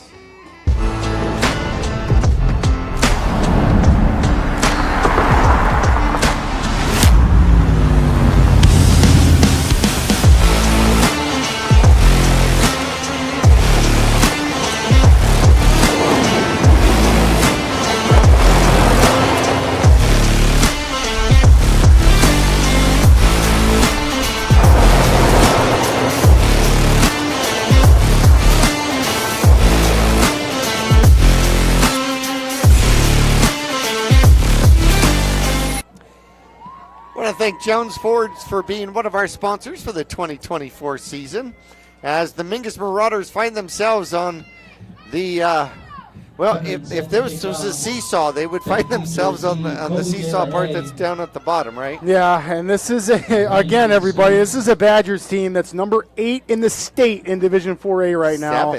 7, and that's returnable. And that's going to be De La Haye from about the 4, looking for somewhere to go, gets to the outside, and then gets run over at about the 15-yard line. So he returns the ball from about the 3-yard line out to the 15. They may even give him progress out to the 16. We shall see. Just a couple of scoring updates around Grand Canyon region, Jackie. Right now, number 11, Coconino, is up on Flagstaff, 28-14. And then Lee Williams and Bradshaw Mountain. Bradshaw winning that one 14-7 right now. Ooh. Bradshaw trying to hang on to that number 7 position. And we'll kind of look at the potential bracket as we move along here in this one. Rain Stokes checks the wrist, takes the snap, steps back, and there go the flags. Flag on the play. Encroachment. All right, that's going to be on the Badgers. All right. Take that one. That's going to be a free 5 yards. Third penalty on the Badgers for 20 yards. The Mingus Marauders have 1 penalty for 2 yards. The encroachment penalties on the defensive side, that's a little bit surprising. I mean, for deep in the season like this to have a couple, that's pretty much. Nah. I guess they're just antsy. Yes. There's a snap. Stokes is back. He's in trouble. Throws the screen. It's going to be to Chubb. Chubb gets hit immediately and picks up 1 past the line of scrimmage. Complete to Shane Chubb. Yeah, it looked like Shane Chubb got behind the defenders, and then Prescott had another wall of Badgers there ready for him. Are you sure they've only got 11 out there? It does not seem like it. No. So Chubb 2nd and 4, Mingus. picks up yard number 237 receiving out there. 2nd and 4 from their own 22-23 yard line. And high snap, the handoff comes to the near side, and he stumbles forward for maybe a little. That's going to be Chubb, and they may give him a yard or so. That's going to bring up on the carry. 3rd, and well, actually, they're not moving. They're saying they got back to the line of scrimmage, so 3rd and 4. Yeah, that tackle came from the Badgers, Miguel Canales, and I'll tell you, he was lined up on the other side of the ball. So nice job by the big man to get through the line of scrimmage and get all the way out on the other side to make the tackle. Stokes is back, looking for somewhere to go, runs into one of his offensive linemen and then gets sacked. Jailbreak sack out there, and that puts the ball back down to the 17-yard line. A loss of 7. I'll tell you, Raines is taking a beating in that pocket. Yeah, and Jackie, I kind of wonder if Noah Seda didn't already take a big beating, and that's why we see Raines in there. I mean, Noah Seda took a hit early in this game that was like a suplex. And we saw him get up a little bit slow. He's been in other than that, but yeah, Raines, you're right, Jackie. He has taken some massive hits too. Mingus will punt deep in their own territory, and this one a low punt once again. A flag thrown by the back judge all the way at the 42-yard line. And he's counting. Too many men on the field. I told you. That's it. Prescott. Illegal substitution is what they called it, and I'm not exactly sure where they're getting that. They're waving the flag because they had the right number on the field. See, even the refs think that they too many guys on the field. Haven't seen that too many times, but that's interesting. Stokes hit another line drive kick right over the line, and this one is going to be up in the air. It's going to be over to net. It takes a Mingus Marauder bounce. It's down inside the 30, the 28, the 27, the 26. And Mingus will finally touch it down there. Did you see Carson out there trying to wave it for him? Yeah, absolutely. Going for a record punt there. That was a fantastic punt, and most importantly, Tenet's return is 0. Yeah, you're right. Keep the ball out of Tenet's hands. And then, of course, he's going to go play quarterback, and we're going to put it in his hands. That's right. You stole that right out of my brain there, and now we're going to see Tenet on the offensive side of the ball. One man in the backfield this time. Tenet almost looked like he tried to get Mingus to jump. How about this? Lloyd is going to line up in an I. There's the snap, and it's going to be a pitch to Lloyd coming to the near side. Tries to get the corner, and he gets run down out there by Moore. Adam Lloyd on the carry. Gain of about 4 or 5. Could have been a lot worse than that. Moore's going to come out. Yeah, it looked like maybe a little bit of a rough tackle there. I think he might have caught his head on that one a tiny bit. He's going to take a break, and coaching staff will make sure he's okay. That was the first actual run by Lloyd. His other run was technically a shovel pass forward. So Lloyd picks up 5 on that one, 2nd and 10. Tenet is back, gets a little bit of pressure, comes back the other way, dips between Mingus Marauders, and then finds a man downfield. He's at the 50, the 45, and that's going to be Gunderman. And Gunderman will get to the Mingus Marauder 45-yard line with a first down. Complete to Gunderman. And Tenet just about felt the full effect of the pressure there by the Marauders' defensive line. It was a really good job. They were almost able to get him. But instead, Tenet's able to make an amazing play out of not much, which we've seen several times tonight. Move the Badgers downfield. Yep, sidestep 1, sidestep 2, throw the ball, and whistles will stop this one. Gunderman was looking downfield. to the near side. Chubb's going to come in. Dano's going to step out, and we have an illegal procedure, a false start against Prescott. And that'll make it a tad bit more challenging. Penalty yardage makes it a 1st and 15 from midfield. Yeah, that's fortunate play for the Marauders there. Time to capitalize defensively. Get a stop here. Get the ball back for your offense and get some points on the board before halftime. Got Lloyd in the backfield with Tanette, and he fakes the handoff, comes to the near side, looks to throw the ball, has the man downfield. Number 11 with the catch, trying to split the Mingus Marauder defense. Mingus will finally get him down at about the 20-yard line, a 30-yard catch out there for Josiah Peoples. Yeah, and for all you young DBs out there, you can see Xavier Thompson on that tackle. He started out high, and Peoples is a very big wide receiver, so he wasn't able to bring him down. He actually had to re-grip, Xavier Thompson did, to wrap him up, and he did a great job of that. But all you DBs out there, when you're going to tackle a big body like that, you got to go low.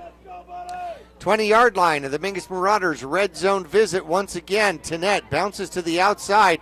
Stokes chases him and hits him. He does get the ball off, and down inside the 5, down to the 4 out there is going to be Kasem. Yeah, and this is exactly what the Badgers cooked up, Jackie. We are at 1:20, and the clock is continuing to roll. So if they score again here, that's going to put us in continuous clock here in the first half. 16 yards out to Kaysen. Yeah, and you bet the Badgers are taking their time huddling up. 59 seconds left to go. 1st and goal from the 4. Tanette takes the snap, comes to the near side, looks, throws, has a man, and into the end zone with the touchdown. On the reception is going to be Adam Lloyd, and that's going to make it 39-0. Continuous clock here in the first half.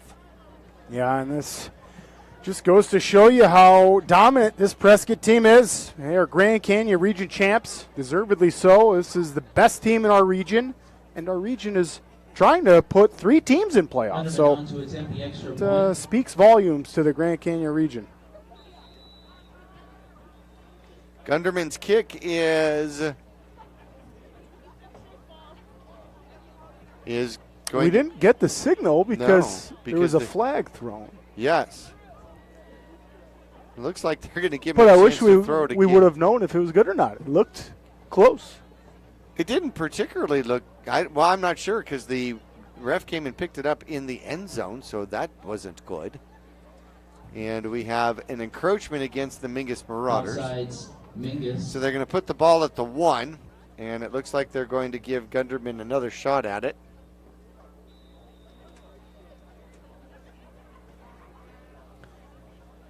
You got Tanette as the holder, so anything can happen there. And there's the snap good hold. The kick is up, and the kick is good. Extra point by Gunderman is good. That's going to make it 40-0 with 48 seconds left to go. Mingus will get the final 48 seconds. And then, of course, Prescott will get the ball first in the second half when we return after this.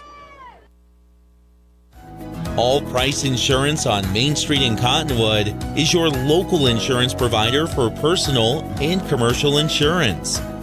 Call and compare over 150 different insurance companies for home, auto, commercial, RV, motorcycle, boat, or ATV.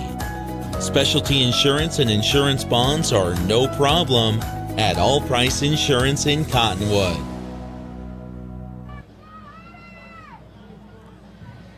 40-0, a tough start here for the Mingus Marauders.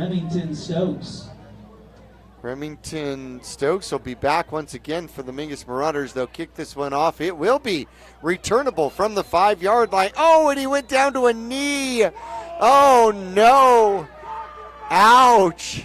So they claim that he went down to a knee on that one, and they're going to put the ball at the 5-yard line. That's a tough one. You'd really like to see the refs let him play it out there, but he was down. He caught the ball on the ground, which in high school football is going to immediately mean you're down. And it did look like maybe his shin and knee was down at the same time. So I think that goes either way. Sometimes it's not blown dead, and sometimes it is. Ouch. Yep. So Mingus, you wonder, well, Mingus does not go into a kneel formation. It looks like they're going to run a play.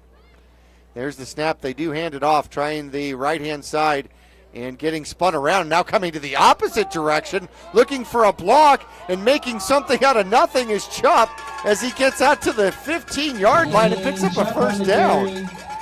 That could have been the hardest working play all season. Nice job, Chupp.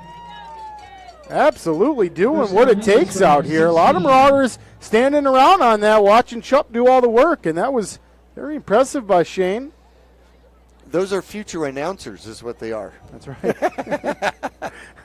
Precisely. 3 receivers to the near side. Quarterback takes the snap. They hand it off to Chupp again. Chupp not nearly quite as successful, as he will lose 1 on it. Back to the 15-yard line. And the clock should be continuing to roll here with 11 seconds left. And they say, yep, get that thing rolling. Yep. And we'll see if Mingus has one more play in them, or nope, they don't. They're going to go ahead and walk off the field, or do we? Yeah, no, they're going to walk off the field. Well, this is going to be halftime here. The Prescott Badgers, number 7 in 4A football, giving it, actually taking care of business here against the Mingus Marauders on senior night, 40-0. We'll take a break. We'll get into our Longfellow halftime report coming up right after this.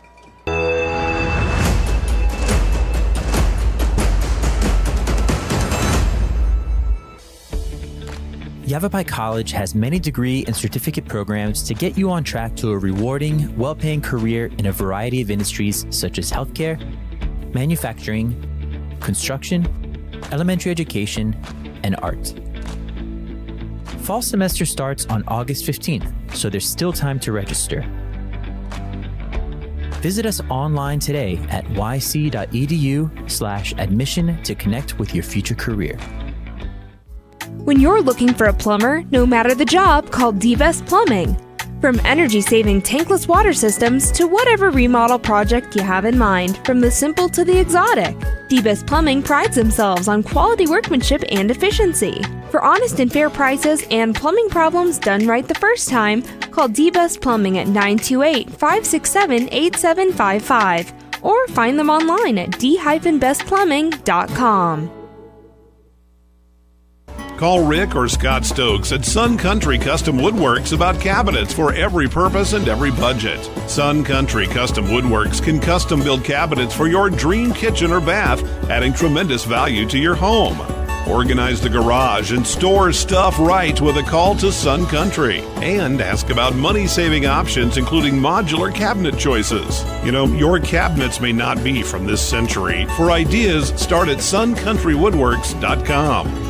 Larry Green Chevrolet has been an important partner to this community for over 30 years. Whether it be offering outstanding service and deals to the Verde Valley or providing support to schools, charities, and community events, we have made it a part of our business. We love and support the growth and future of Cottonwood and our surrounding areas. That's why we refer to our dealership as the People Place. Larry Green Chevrolet is a proud sponsor of Yavapai County, and we are proud to support our Mingus High School football. Go Marauders!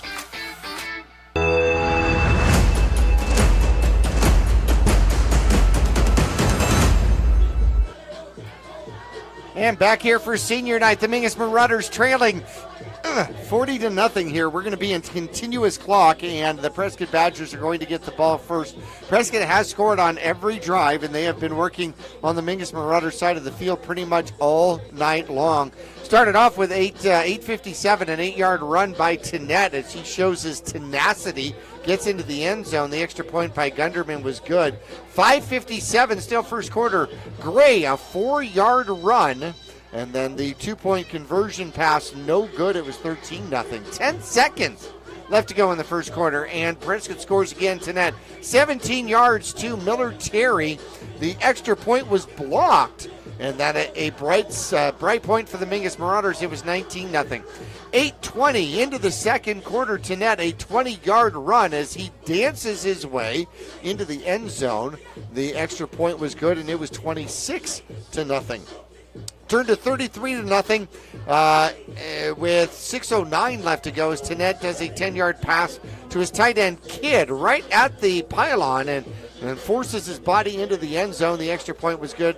And then just with 48 seconds left to go, a 4-yard pass Tanette to his fullback Lloyd, who was out of the backfield, actually lined up on the outside. The extra point by Gunderman was good. 40-0 is our score here on senior night. Got the cheerleaders on the field, and some of those are seniors too. This may be their last time on the field as well.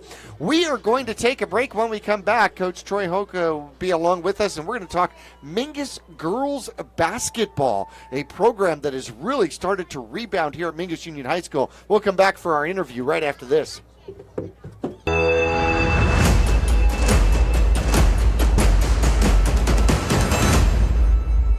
For over 20 years, Roxu Screen Printers has been the Verde Valley's choice for custom business and sporting apparel. Bring your ideas and logos to Roxu Screen Printers and watch as your creations come to life. Choose from an extensive selection of items available for your company, team, or organization's logo. From t-shirts and hats, specialty items, and embroidered company attire, you can get started with a quote by calling 928-646-5734 or email dawn@rockzoo.com. That's ROKZOO.com.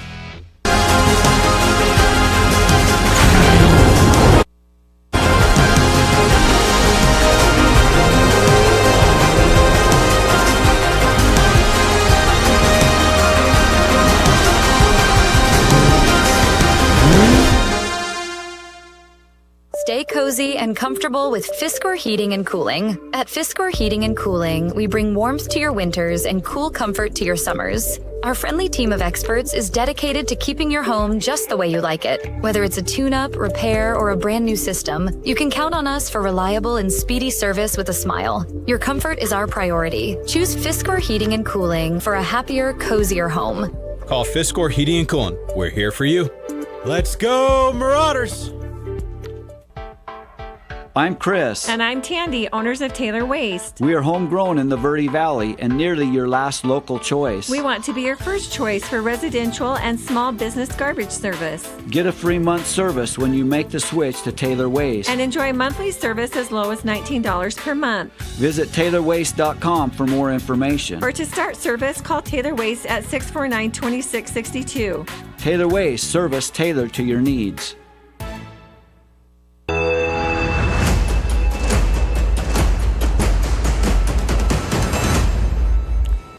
And back here at Mingus Union High School senior night, and Coach Troy Hoke is along with us from the girls basketball team. And it is just absolutely dumbfounding that the first game is just around the corner. Holy cow. Yeah, 2 weeks out. So we got a scrimmage coming up here at home this Friday the 15th. So hopefully that'll get us ready, and looking forward to getting a good start on the season. Well, last year we were able to cover quite a few of the home games, and hopefully we're looking to be able to maybe do that again. And I know that you are looking for sponsors to be able to get that done, right?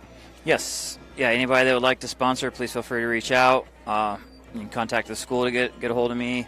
But yeah, anybody that would like to sponsor, it'd be great to go ahead and have you broadcast again this year.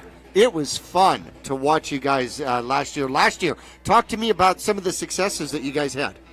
Well, some of the success we had is we had a pretty young group. We had one senior that was from our junior year to our senior year was a returning starter. Then we started 2 freshmen and had a really good year with that. Hoping to continue that success with those girls returning and adding some new additions to that group.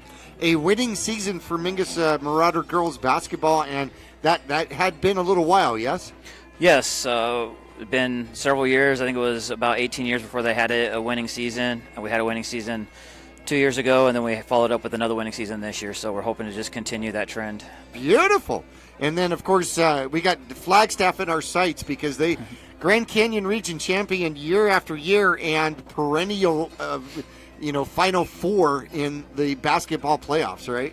Yes. I mean, they definitely are a competitor. They always move up to that open tournament and then come back down to 4A and still compete in that. And like you said, they're usually in the Final Four. So definitely got our eyes on them. That's the team we try to set our goals to go in and beat in every year. That is going to be a tough team. So last year, it was so exciting to watch you guys. You so fast, so quick. The team could score 20 points in a matter of a minute.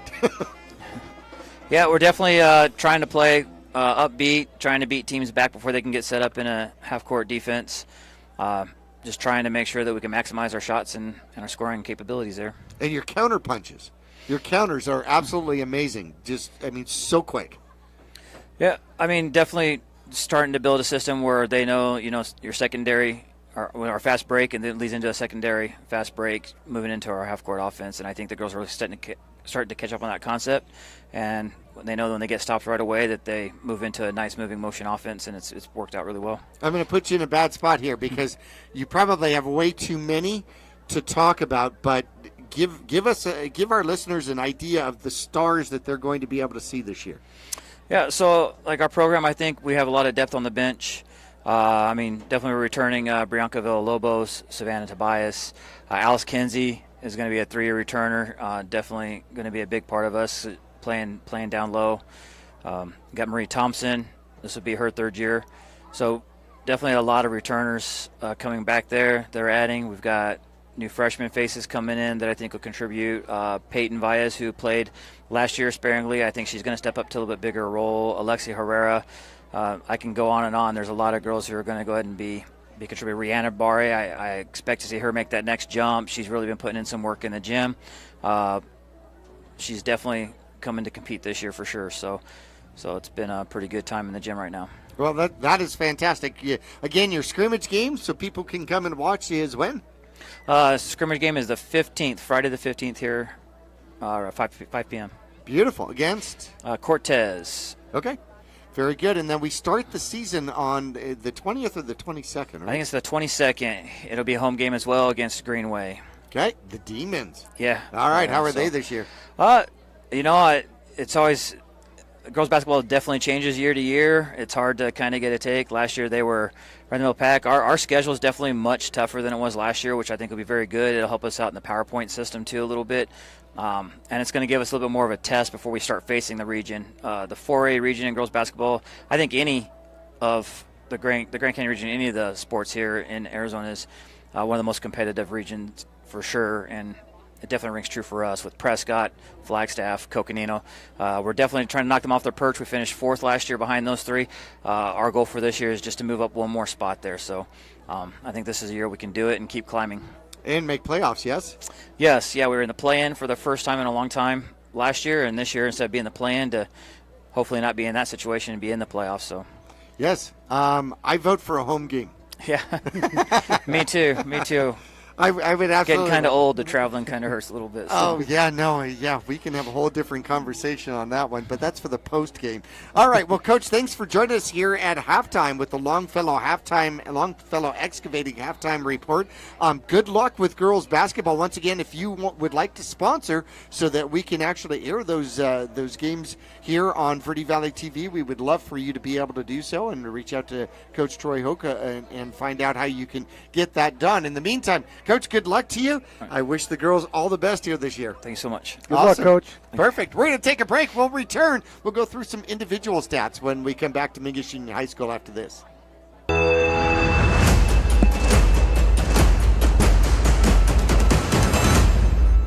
Since 1925, Tiffany Construction has worked with developers and local and federal government to build, expand, and improve infrastructure, roads, drainage systems, and subdivisions. From concept to completion, the Tiffany Construction team provides a full complement of construction services and state-of-the-art delivery methods customized to fit your needs and budget. They're Arizona's longest tenured family-owned and operated civil contractor and proudly serving the Verde Valley since 1991. Tiffany Construction, knowledge and experience to bring your project to reality. For 4 generations, the Gettles name has been synonymous with heating and cooling ingenuity.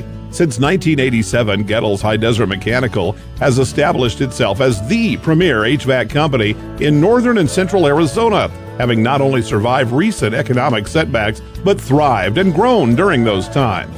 From sheet metal fabrication to equipment installation, and now comprehensive plumbing and drain services. From clogs to comfort, Gettles has you covered. Don't settle, get Gettles, and go Marauders. All Price Insurance on Main Street in Cottonwood is your local insurance provider for personal and commercial insurance. Call and compare over 150 different insurance companies for home, auto, commercial, RV, motorcycle, boat, or ATV. Specialty insurance and insurance bonds are no problem at All Price Insurance in Cottonwood. When you're looking for a plumber, no matter the job, call D-Best Plumbing. From energy-saving tankless water systems to whatever remodel project you have in mind, from the simple to the exotic, D-Best Plumbing prides themselves on quality workmanship and efficiency. For honest and fair prices and plumbing problems done right the first time, call D-Best Plumbing at 928-567-8755 or find them online at d-bestplumbing.com.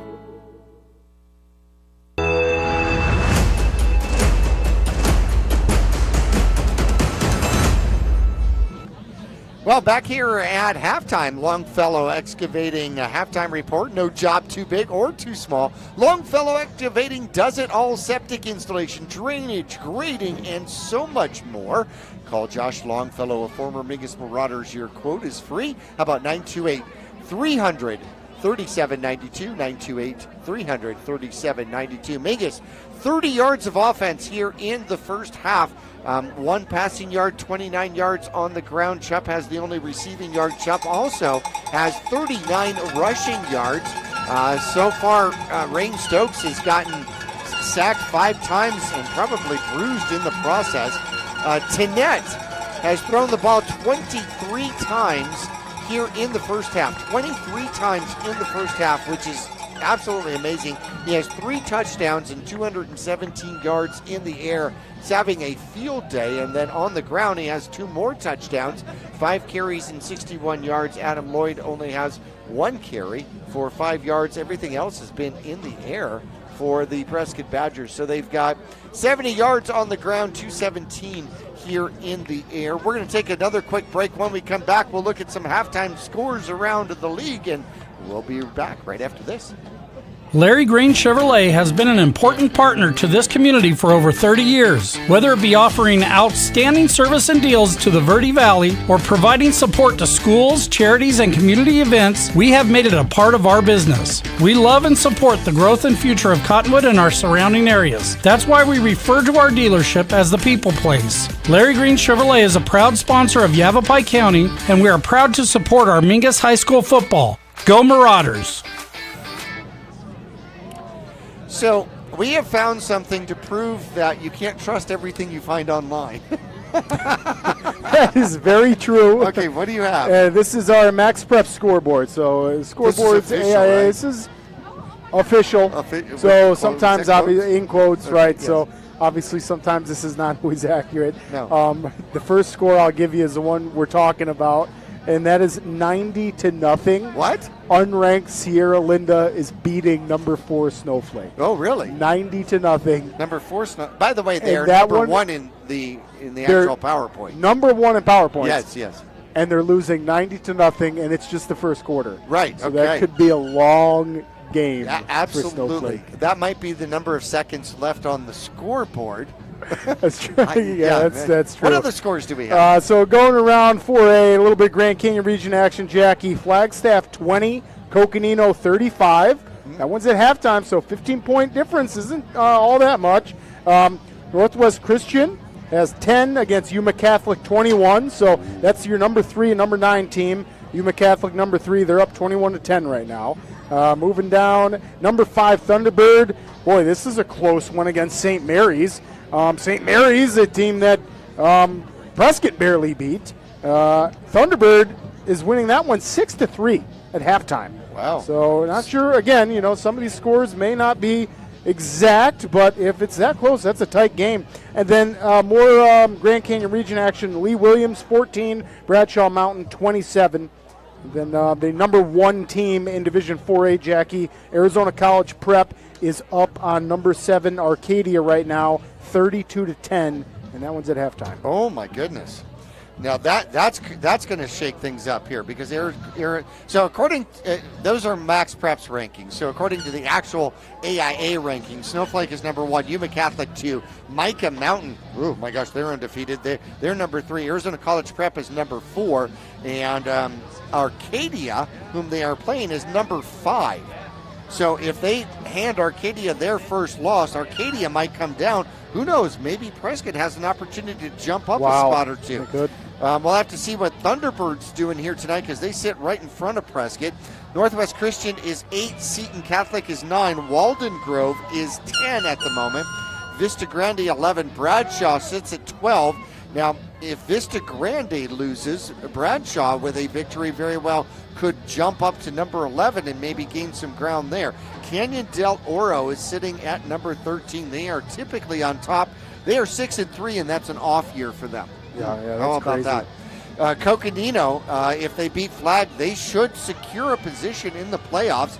Combs is sitting at 15, and Deer Valley undefeated, but sitting at 16, and they are playing Estrella Foothills. So one of those two teams might actually make it into the playoffs and might be the only team from their region to get into playoffs.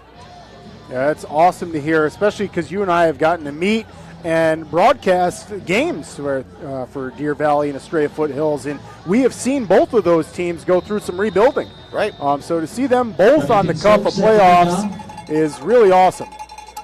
There's a kickoff, and it is going to take a bounce.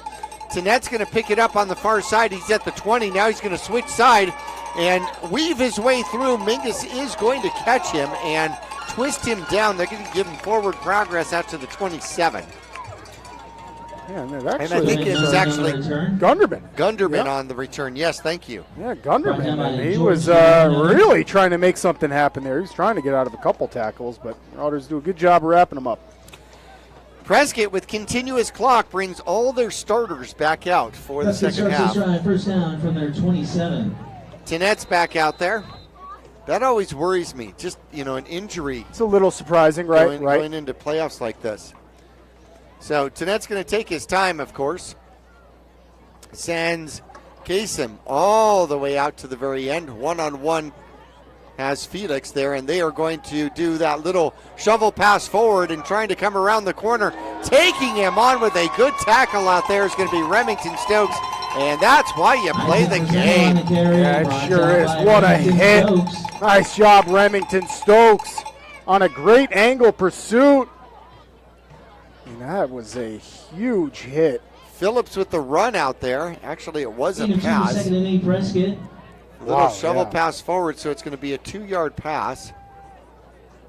Phillips got a wake-up call there by Remington. That was a big hit. Nice job by the Marauders defense. Barely let him get any positive yards there. Just 2. And here come the Prescott Badgers again. Tanet is back. Comes to the near side, switches focus. The lefty will then pick and throw. Has a man downfield, and it is caught. It's going to be Peoples inside of the Mingus Marauder 30. That is going to be a long pass down about 42 yards as he got behind the Mingus Marauders. Yeah, and boy, give a lot of credit to Tenet on that play. I mean, he took a huge hit. An absolute huge hit to make that throw. And, I mean, obviously worked out great as they're moving down inside close to the red zone here. But that was, Tennant, it took a massive hit from Rain Stokes there. No penalty or anything like that. It was a clean hit. You just barely got the ball off. Well, that's my whole point about leaving starters in at this particular point, whether or not that's a good idea. But the Prescott Badgers trying to tune up here for playoffs. And it is to the outside. Mingus, he bounces to the outside and then finally gets stopped.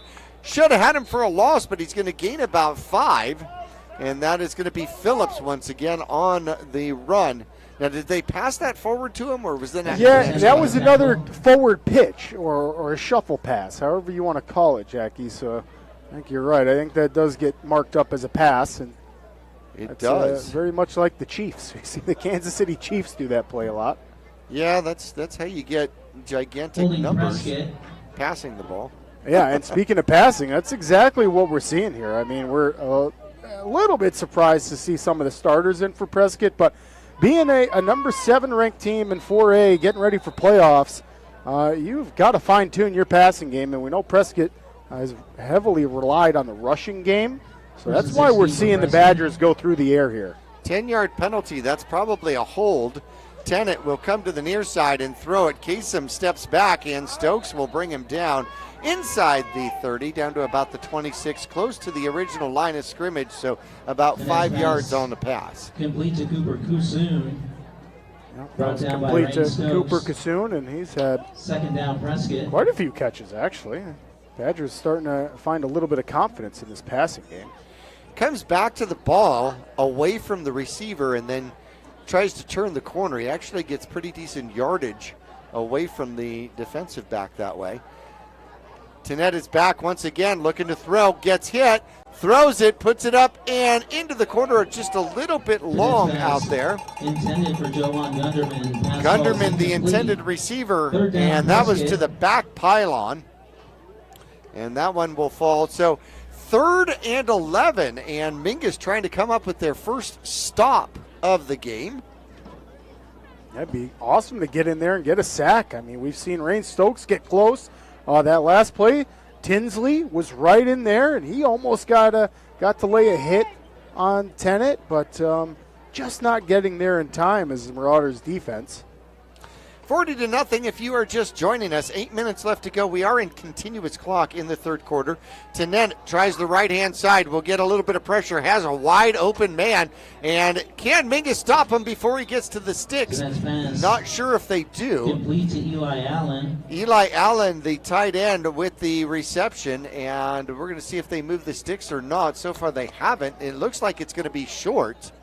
A 10-yard pass, and that's going to bring up 4th and short. And Prescott's going to go for it. A 4th and 1, Prescott. Yeah, I'm surprised we don't see the field goal unit. I mean, talking about fine-tuning, this is a great chance for that. 4th and 1, they're going to go for it. I formation. There's the snap. They hand it to the first back. He's got a first down and so much more. It's Kasem. And Kasem rumbles and stumbles inside the 5 down to about the 4. And that will go for 13 yards on the rush. That's a 1st and goal, Prescott. And that'll keep the clock going, too. Clock won't stop anyway. Oh, yeah, that's right. We're already continuous, so the Badgers really trying to make sure we stay that way. That is only the second rush of the entire game. Yeah, I'm not surprised. And that's by looking at the season stats for the Badgers. They very much rely on that rushing game. So I'm not surprised that we're seeing the opposite tonight, because this is a team that's about to go into playoffs and play some serious competition where you're going to need both your offense, rushing and passing.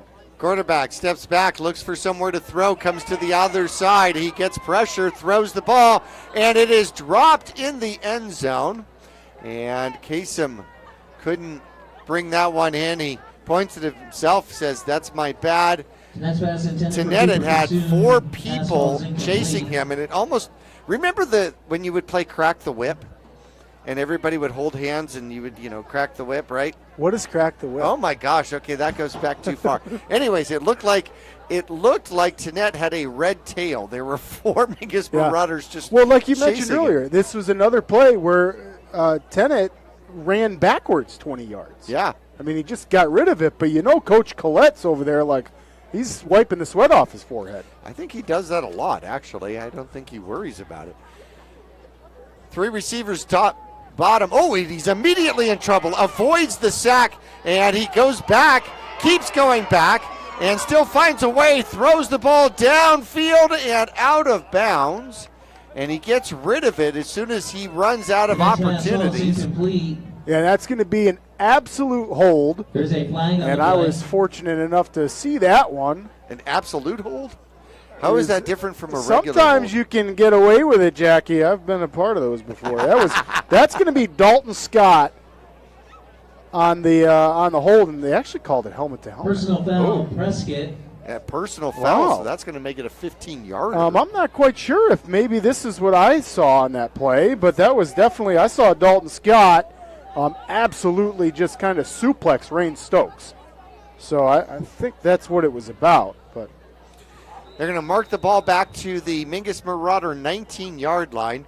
Montiel just kept walking back with the Badgers. He's like, okay, let's start at the 30. What the heck? From the Mingus 19. So that's going to be 2nd and goal from the Mingus Marauder 19 now for the Prescott Badgers. Third quarter action. They got the ball with the kickoff, and we are under 5 minutes left to go. Tannett in the backfield all by himself. He's got 3 receivers to the top side. Takes the snap. He's going to go that way. Steps back, throws, and nope, he brings it back down. Now he has to throw it and throw it out of bounds. That's going to bring up 3rd and goal from the 19.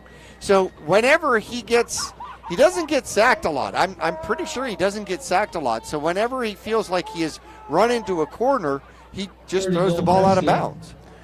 yeah, and it's working against the Marauders here tonight, Jackie, but that for sure is not going to get you into the semifinals of the playoffs. I mean, you cannot have. But you were talking about how he goes back 20 yards. He doesn't get sacked. Yeah, he's elusive, Jackie, but you can only, at some point, the chickens are going to come to roost. And like we've seen him dodge a few guys. Yeah. You know, you never know when Rain Stokes is coming on a blind side and you don't see him.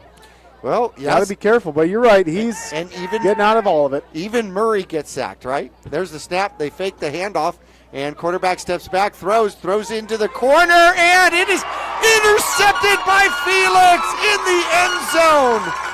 Interception number 4. That's right, Felix. It's a great play right there. He's got the Marauders amped up on the sidelines. That's how you get it done. Showcasing some basketball skills there, Jackie. That was awesome. Felix with just the tightest coverage you could have. And there's no way Tennett's going to complete that. And that's going to be Marauder ball. First down from their 20. The referee put the ball at the 15, and I was really wondering how that worked. But, okay, so Mingus will get the ball at their 20 with 3:32 left to go in quarter number 3. The first stop for the Mingus Marauders, an interception by Felix, and the whistles will blow this one dead. Prescott. It almost looks, you know how the offensive line goes and does a double team to block, right? It almost looks like Prescott double teams a side defensively against the Mingus Marauders. Yeah, it does. And they get off the ball quick, too. And not only both of those, Jackie, statistics going for them, but they got size. They got a lot of size down there. 1st and 15 after the motion penalty. Stokes looks for somewhere to go, throws, has a man out there, and it's going to be Remington Stokes, and he will pick up the first down past the 30. And where they're going to put it, they're going to put it right at the 30. First down. And that'll be, how about that? That is the third first down for the Mingus Marauders. And receiving yards out there for Remington Stokes from Big Brother. Wonder if he's going to miss playing with one another. Stokes puts that one up, and not looking at the ball was Tinsley. Tinsley was in the area, but had he turned around, maybe he would have had a shot at that one. He was actually open. Yeah, and he was getting a ton of pressure there, and that's Rutger Funk. How about that? That's an awesome name. Rutger Funk for the Badgers. Absolutely laying a hit on Rains. 2nd and 10. Mingus with the ball at the 30-yard line. 2 minutes left to go in quarter number 3. We are in continuous clock. The Prescott Badgers leading 40-0. Stokes in the backfield by himself. Claps his hands, comes to the near side, tries to avoid the rush, throws the ball into traffic, and it is caught out there. And close to a first down is going to be Islas Monsiváis. And that's the Marauders offense coming alive late. No better time than never. You got to get downfield and get some points on the board. Nice job, Rain Stokes. Getting some confidence in that offensive line, who has had a really tough job all night, blocking some of these huge Badgers. I am not sure. That might be the first catch of the season for Islas Monsiváis. One back in the backfield here for Stokes. Takes the snap. They will hand it off. Chupp hit immediately as soon as he gets the handoff, and he's going to lose 3. Change up on the carry. Wow, that is a fantastic. It's Parker Campbell on the Connor Campbell on the tackle, and that was fast. I don't even Shupp didn't even get the handoff, and he was getting hit already. I know, huh? So it is 2nd and about 13 out there for the Mingus Marauders. Stokes is back, throws into traffic. Is it caught by Tinsley? Did he catch it? No, that's going to be out of bounds. It's too late. It's close, though. Tinsley does a good job of trying to make it happen, but there's a couple Badgers there at the same time, too. So that's going to be a tough catch either way. And the Marauders in no rush either. They might even wait this quarter out here, Jackie, and take their time. It's all about execution right now. 3rd and 13. Mingus does line it up, but there's only 4 seconds. I'm not sure they're going to get set, and they will not. So, comes to a close. Big zeros on the board here for quarter number 3. First 2 quarters, though, Prescott put up 40. That's where we are, 40-0. Quarter number 4 coming around the corner right after this.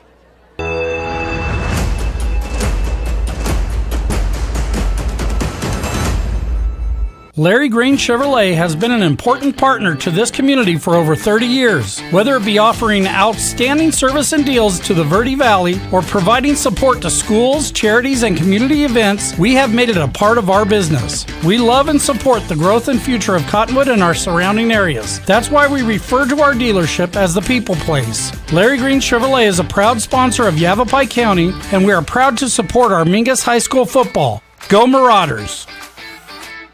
Call Rick or Scott Stokes at Sun Country Custom Woodworks about cabinets for every purpose and every budget. Sun Country Custom Woodworks can custom build cabinets for your dream kitchen or bath, adding tremendous value to your home. Organize the garage and store stuff right with a call to Sun Country. And ask about money-saving options, including modular cabinet choices. You know, your cabinets may not be from this century. For ideas, start at suncountrywoodworks.com.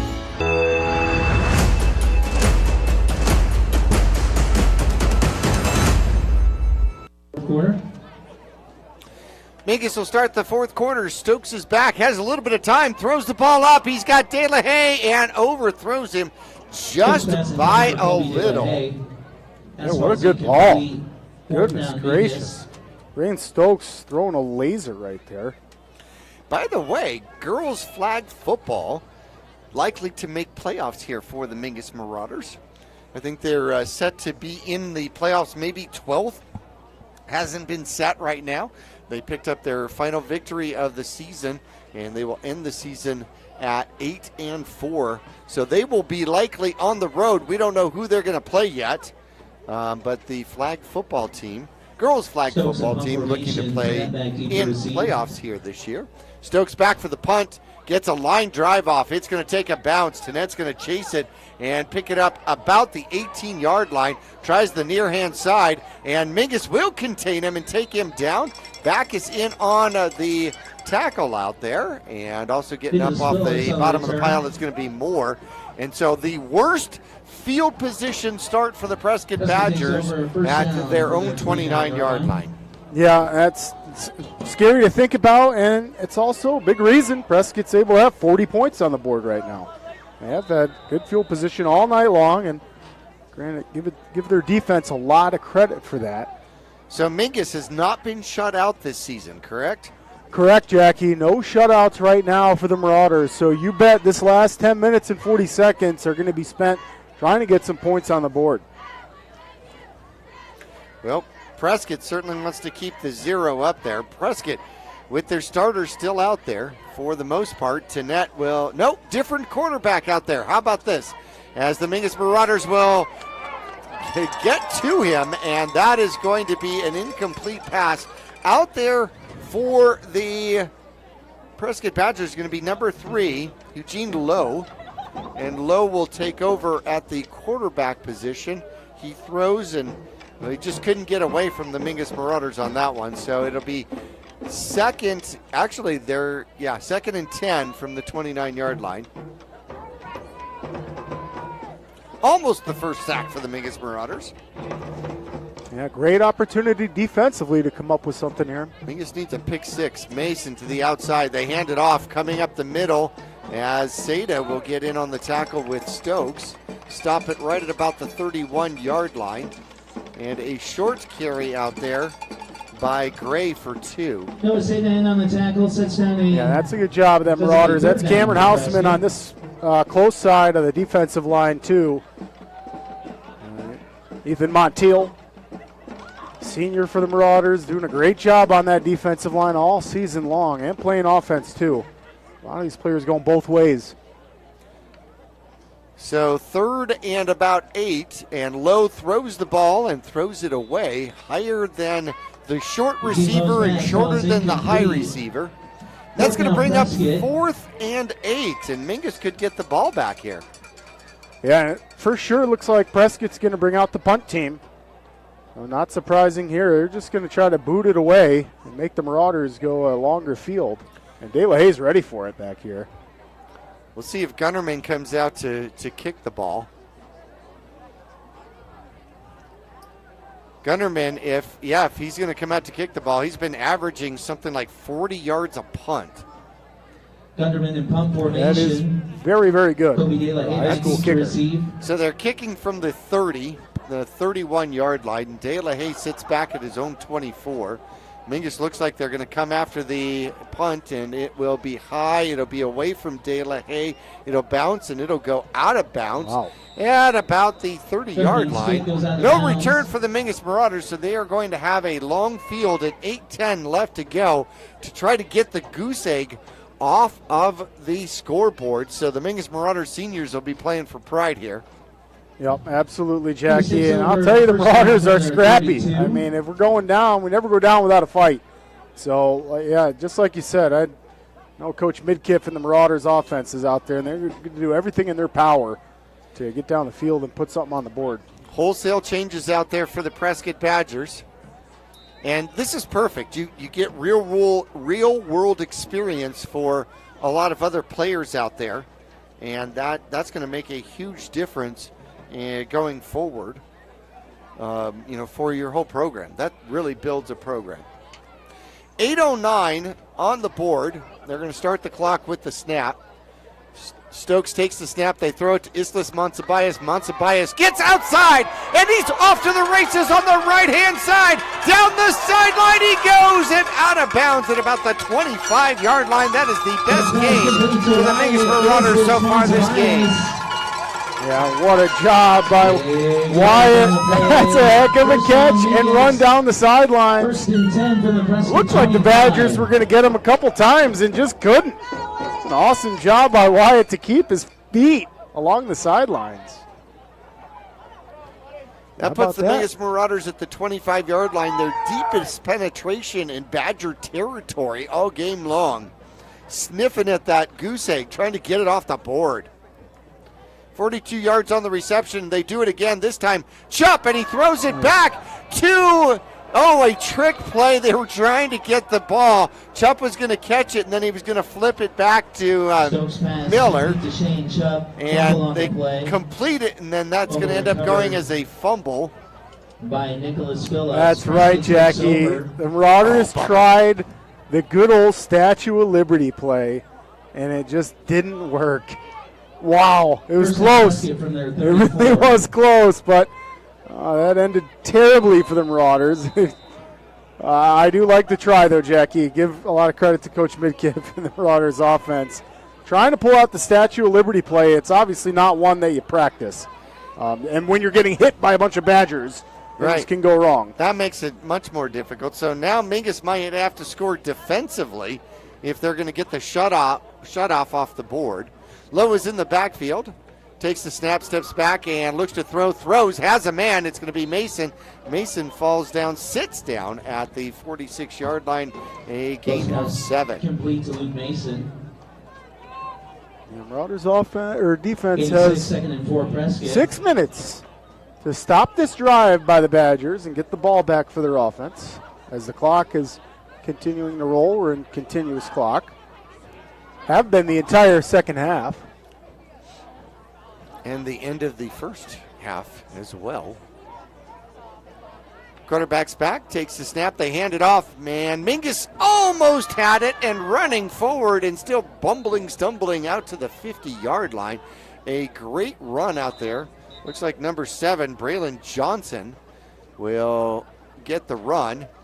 And that is going to be a gain of 9. It all depends on what this flag is as well.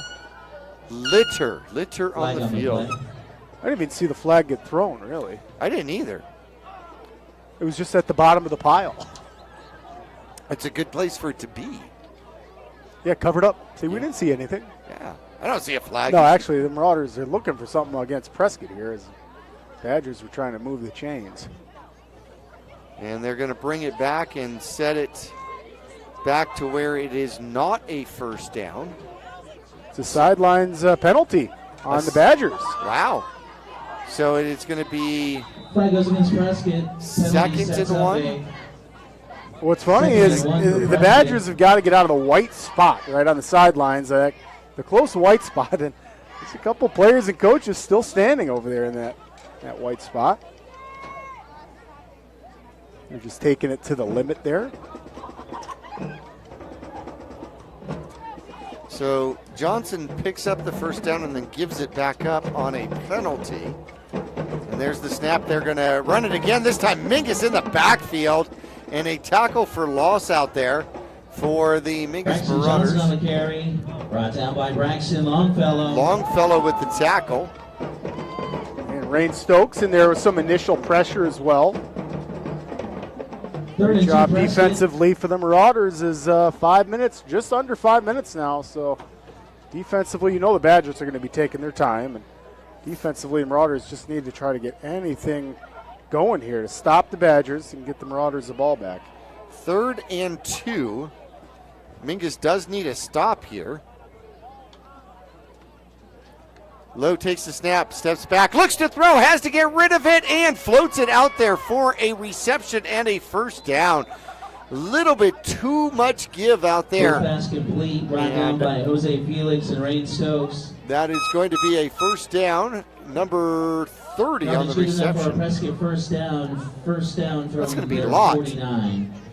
And how about Eugene Lowe, quarterback for the Badgers, just absolutely, again, taking a hit to make a play. Stood in the pocket, just took an absolute drilling by, I think that was Rains, which I would not want to get hit by Rain Stokes. And the Badgers able to get a first down from that. They might be able to run out the clock here.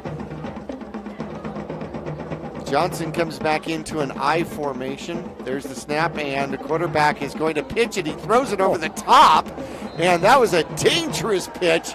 And a great catch out there by number 7, which is Johnson, to just catch the ball. We had a Mingus Marauder in the way of the pitch, and he threw it over the top of him.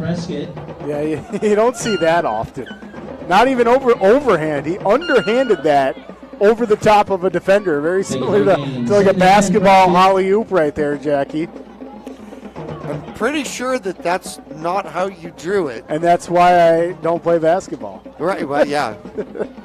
I know, I'm sure they didn't draw it up like that. I don't play basketball for lots of reasons. I have a vertical of about 3 inches here. There's the snap, and they do hand it off. Johnson tries the left-hand side, keeps running hard, and will pick up about 3 or 4 out there. As we go under 3 minutes left to go here in the game. Mingus still has their timeouts if they want to use them. Yeah, a little bit surprised we're not seeing Coach Midkiff use them here, Jackie. It might be just kind of conceding. As the Badgers, if the Badgers can get a first down here, it's for sure going to be over. 3rd and about 6 from the Mingus Marauder 47-yard line. Lowe steps back. He is in trouble, avoids, and now starts to run. Tries to run. Mingus able to trip him up. A good tackle out there for the Mingus Marauders. That might be Seda that comes up to make the tackle. And that might give the Mingus Marauders an opportunity to get the ball back, as it is now 4th and 6, and Mingus should get the punt. Yeah, you were right, partner. Now this would be a time to call timeout if you wanted to actually try to put a drive together. Yeah, you're right. And also, Coach Midkiff might have something else rolled up his sleeve. I'm kind of sweating that a little bit too, Jackie, as we're encroaching a minute 50 now. So De La Haye is back. The punt is going to be a ground ball that goes off of Thompson, who picks it up and tries going to the right-hand side. He kept that one from going into the end zone and will get tackled there at the 20. It does stop the clock with 1:34 left to go. So Mingus has 1:34, 80 yards for the potential. Well, they're not going to win the game, but get on the scoreboard. Yeah, right. It's 40-0. So Mingus has 3 timeouts and 1:34 for a drive. Try to do something out here for the home fans. You're on senior night, too. On senior night, yes. So Mingus is loaded in seniors out there on the field. We don't have enough seniors for the whole starters. Stokes is in trouble, avoids a tackle, comes to the near-hand side, gets to the outside, and will get pushed out of bounds. And we'll see if they're going to call timeout. He gains 8. And they do stop the clock with 1:22. Yeah, maybe because Reigns ran out of bounds, but with a continuous clock, it typically doesn't stop. No. It does and not. There's no timeout, so we're just getting this is a generous stoppage. You got Miller on the far side. He was moving, no call though. And the throw goes to Islas Monsabias. He throws it at his feet because there's nobody really open. Third down, Mingus. It's going to be 3rd and 2. They're running the clock regular. How about that? 1:16 left to go. And it is 3rd and 2. I'm thinking it's 4-down territory. Yeah, me too, partner. Me too. You hate to see these the Marauders not able to put up any points here on their last outing. And all season we've been scrappy enough to get that done. There's the snap. Stokes is back, looks to throw, throws it up. It's going to Remington. Remington comes down with the catch. How about that? There we go. What a bomb by Reigns to his brother. And Remington just making a great play. Here's your instant replay. You didn't get to see the full catch. It was a great catch. Good turnaround by Remington. And there's the Marauders taking a timeout, Jackie. I love it. Coach Midkiff getting hungry. Well, you got to do it. Yeah, I mean, you have to. So Remington Stokes has got 3 receptions here in the second half for 85 yards. Good for him. And it'll be 1st and 10 for the Mingus Marauders at the 39-yard line. The yard marker on the far side. Oh, now it goes to first. It was 3rd and 10 to start off. 1:06 left to go. We need at least a couple more plays. Yep. Mingus has a couple more plays for sure. Mingus needs a break here. They're going to need a little help to crack the goose egg. Yeah, against an absolute machine. I mean, the Badgers showed up tonight, Jackie, and they delivered. This is definitely, we knew they were a playoff team, and we got to see it firsthand tonight. This Badgers team is serious. Backus was trying to snap the ball with the Prescott Badgers still in the huddle over on the Can't blame them. Can we go? Stokes put a man in demotion, and that's going to be Remington. There's the snap. Stokes is back, looks to throw, puts it up for De La Haye. De La Haye trying to come back to it, and did he get it? There is going to be a flag on the play for a pass interference as he tried to come back to the ball, and that's going to save the clock, of course. Mingus won't have to have a timeout, and we're going to have the pass interference against the Prescott Badgers. That'll be a first down for the Mingus Marauders. They're going to walk off 15, and they're going to put the ball at the 24-yard line. 59 seconds left to go here in the game. And here we are, rooting for the Mingus Marauders to get a score. Miller goes far right for the Mingus Marauders, 3 receivers to the far side. Stokes takes the snap, steps back. Ooh, he's in trouble, has to avoid. Comes to the near side, tries to get out of bounds, doesn't get out of bounds. And he's ridden down to the ground at the 21-yard line, and that's going to require a timeout maybe? No, they're not going to take the timeout. And now they do. Yes, now they do. 42 seconds. Lost a couple of ticks off of that one. We're going to leave it here as it brings up a 2nd and 7, maybe a 2nd and 6, I think 7 out there for the Mingus Marauders at the 21-yard line. So what do you do? What do you have drawn up to score here? Boy, I'm thinking that we're going to see Raines drop back to pass, Jackie, and if he doesn't see anything open, watch him take off. I mean, we could even see some kind of play design where Raines sells a pass and just takes off with it, or he's going to try to find De La Haye or his brother Remington.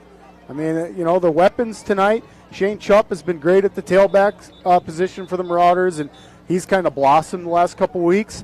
But like tonight, I mean, Remington's been active. He caught a long ball. De La Haye, he's ready for it. He almost caught that last one. Pass interference interrupted him doing that. So a lot of the playbook's wide open right now.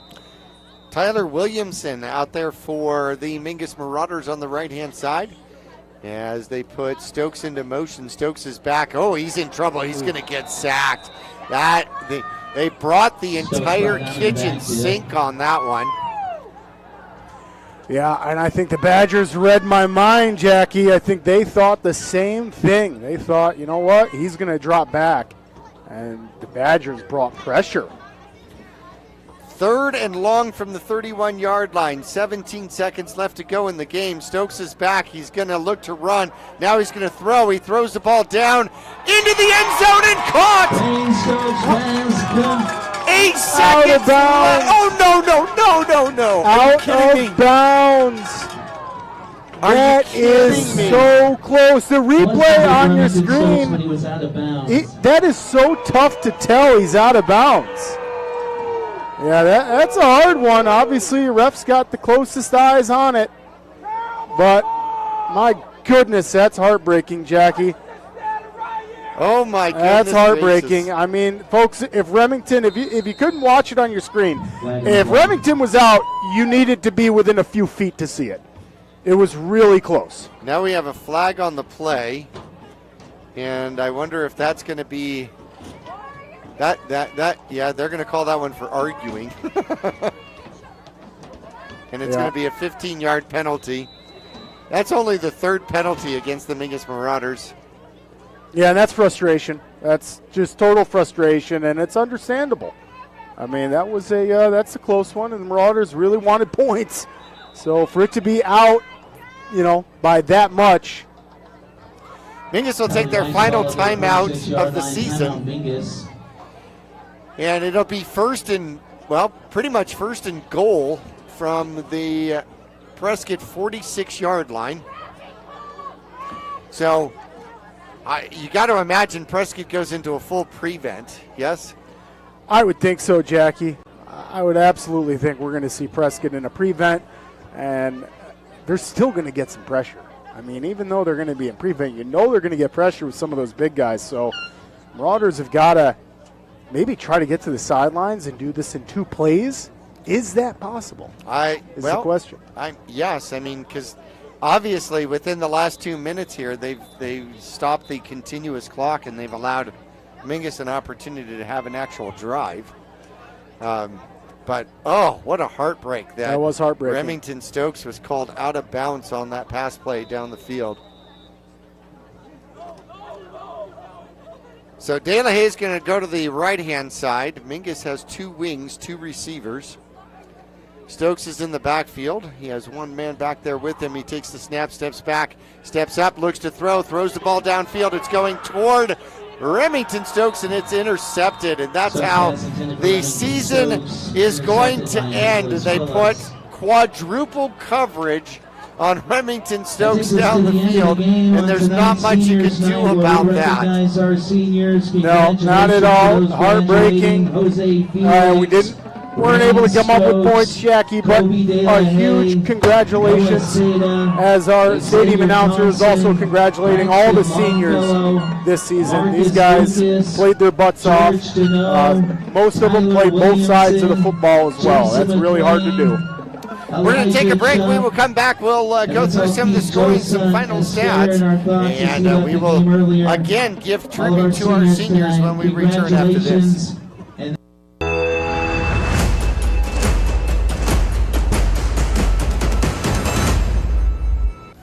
All Price Insurance on Main Street in Cottonwood is your local insurance provider for personal and commercial insurance.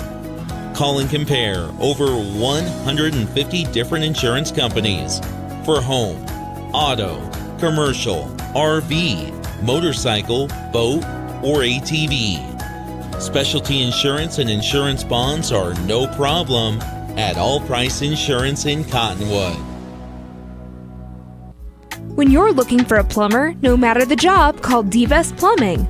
From energy-saving tankless water systems to whatever remodel project you have in mind, from the simple to the exotic, D-Best Plumbing prides themselves on quality workmanship and efficiency. For honest and fair prices and plumbing problems done right the first time, call D-Best Plumbing at 928-567-8755 or find them online at d-bestplumbing.com.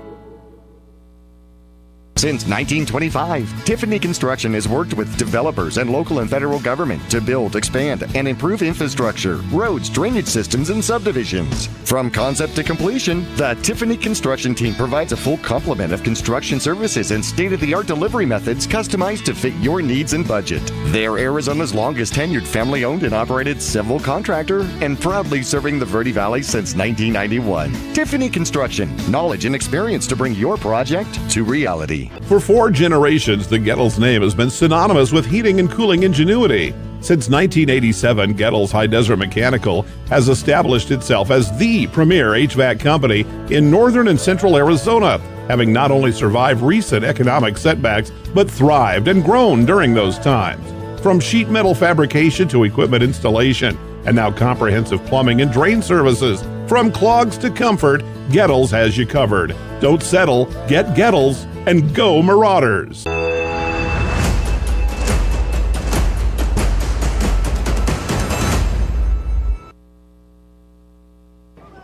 And here we are for post-game. Well, it was all Prescott here tonight, 40-0 on senior night for the Mingus Marauders. Tanette got the first touchdown with an 8-yard run back in the first quarter. Was followed by a Gray 4-yard run for the second touchdown. A 2-point conversion pass was no good. Tanette then connected for his first passing touchdown of the game to Miller Terry with 10 seconds left to go in the first quarter. The extra point was blocked. It was 19-0 at the end of the first quarter. 8:20 left to go. Tanette with a 20-yard run for a touchdown, and then a 10-yard pass to Kidd for the second touchdown in the second quarter. The third touchdown in the second quarter was a 4-yard pass as Tanette connects with Lloyd. 40-0 at halftime, 40-0 at the end of the game. So the Mingus Marauders do not allow the Prescott Badgers to score in the second half. It took a great interception out there for the Mingus Marauders from Jose Felix in the end zone to keep the starters from not scoring in the third quarter. And then Prescott pulled quite a few of the starters. Mingus had a chance here right at the end of the game. And, you know, we've been asked, was Remington Stokes in the end zone? Was that a touchdown? Was that not a touchdown with 8 seconds left to go in the game? It's too close to call. Obviously, the refs have the best eyes on it. They're closest. You know, from the quick replay that we got to see, that foot was really close to the line. Could have been on that line, and just heartbreaking, Jackie, because he was so close. Okay, so now that you said the politically correct thing, what's the real answer? Come on! Touchdown! Let's go. Right, yeah. Exactly. Oh, man. Exactly. So, Mingus, this is a game of inches, just inches away from blowing up the goose egg from the scoreboard. Still losing here tonight, 40-0. The Mingus Marauders go 1-9 on a disappointing, hard season that started with so much drama right from the summer programs and on. And, these players out here, especially our seniors, putting their heart and soul into tonight's game. So we'll take a look at some of the stats here. Stokes ends up with 1 interception, no touchdowns in the game, as he's got 98 yards here in the game. Only had 1 passing yard in the first half. On the ground, the Mingus Marauders 32 yards on 24 carries. Unfortunately, Stokes takes a punishment again as he is sacked 6 times in this game. Shane Chupp ends up with 43 yards on 9 carries in the game. Remington Stokes has another 4 yards on 3 carries. And Seda ended up with a little bit of yardage on the ground. Receiving the ball out there, the real story was Remington Stokes, as he had 85 yards on 3 receptions here tonight, which was absolutely fantastic. However, little too little, not quite enough out there. You called it. The fact that Prescott was just going to go all aerial, they were going to show none of their rushing capability and dominance on the ground here, as Tannett ends up throwing the ball here 32 times in the game. 32 times, as he ends up with 280 yards, 3 touchdowns, and 1 interception on the ground. Rushing the ball, they had 96 yards on 14 carries. From that, 61 of that was Tannett himself on 5 carries, and then they spread out a couple of other people. Even their run plays were shovel passes forward. Yeah, and the passing plays that Tannett dropped back, he ended up running. So, their rushing yards are a little bit deceiving, Jackie. This team really, the Badgers went all air tonight, and they're trying to fine-tune. That Badgers team has got the playoffs waiting ahead of them. And they are absolutely going to need both their rushing and passing. Offense is clicking on all cylinders. 21 of 32. 21 of 32. I mean, that's almost NFL level passing plays. You know what I mean? Holy cow. 280 yards, which is a phenomenal game. And Prescott quite formidable with a victory over the Mingus Marauders, likely to hold on to that position at number 7 and get a home game and have somebody have to come up the hill or so to play. Obviously does not want to play another Grand Canyon region team. I know we ended early, but any score updates at this particular point? Yeah, just to go through some of 4A, Jackie. Seton Catholic handled business 43-12 against La Jolla. Coconino beat Flagstaff, that's the start of the fourth quarter, 42-20 there. Coconino over Flagstaff. Same score at Snowflake and Sierra Linda. That one is still 90-0. Really? The number 1 team in 4A is just losing, getting pummeled right now. Right, okay, and obviously. It's going to be a terrible final at the end. So the only way I think that happens is if somehow Snowflake, none of their players were eligible. And it was basketball score. Right. And so Yuma Catholic, they're winning 21-13. That's against Northwest Christian. So that's a good game right now. And that's your number 3 versus number 9. Actually, and 2. Oh, that's right. Yeah, that's number 2. 2 versus 8. That's right. Yeah. Even higher. Moving right down, Bradshaw has the lead on Lee Williams, 34-17 right now. That one's in the fourth quarter. And then Arizona College Prep pulling away from the Arcadia Titans a little bit. They are winning that one 42-10. So that'll be interesting. So if Arcadia falls, then Arcadia is currently sitting number 5, and they are just a half of a power point against Prescott. Does that mean that Prescott has a chance to move up to that number 6 spot? And what's Thunderbird doing here tonight? Do we have a score on Thunderbird, who sits right in front of the Prescott Badgers? Yeah, the update for Thunderbird is Thunderbird 14, St. Mary's 3, and that's a fourth quarter update. Wow, so interesting. That's a closer game. Yep. Yeah, so if Thunderbird actually holds on, St. Mary's has more power points than the Mingus Marauders, so Thunderbird will probably maybe move up to 5. Maybe Prescott gets to move up to 6. Arcadia could slide out of the top 8. But Northwest Christian, who is sitting number 8, is currently losing, so maybe Arcadia slides to 8. I'm just ballparking here at this point. And who Northwest Christian's losing to is Yuma Catholic. Right. So a couple of top teams. Right. I mean, the power points are going to change up a little bit. Unfortunately, The Marauders aren't going to be in that playoff. No. We will be watching this one and living vicariously through other Grand Canyon region teams as the Coconino Panthers, with a victory over the Prescott the Flagstaff Eagles. If they hold on to that lead that they have, they will probably secure one of those bottom 8 spots, probably still sitting right there around 14 or something along those lines. The Bradshaw Bears, if a victory over Lee Williams, well, that could be close, because they're only like 3.3 power points from number 11 from Vista Grande, and Vista Grande, do we have a score on them here?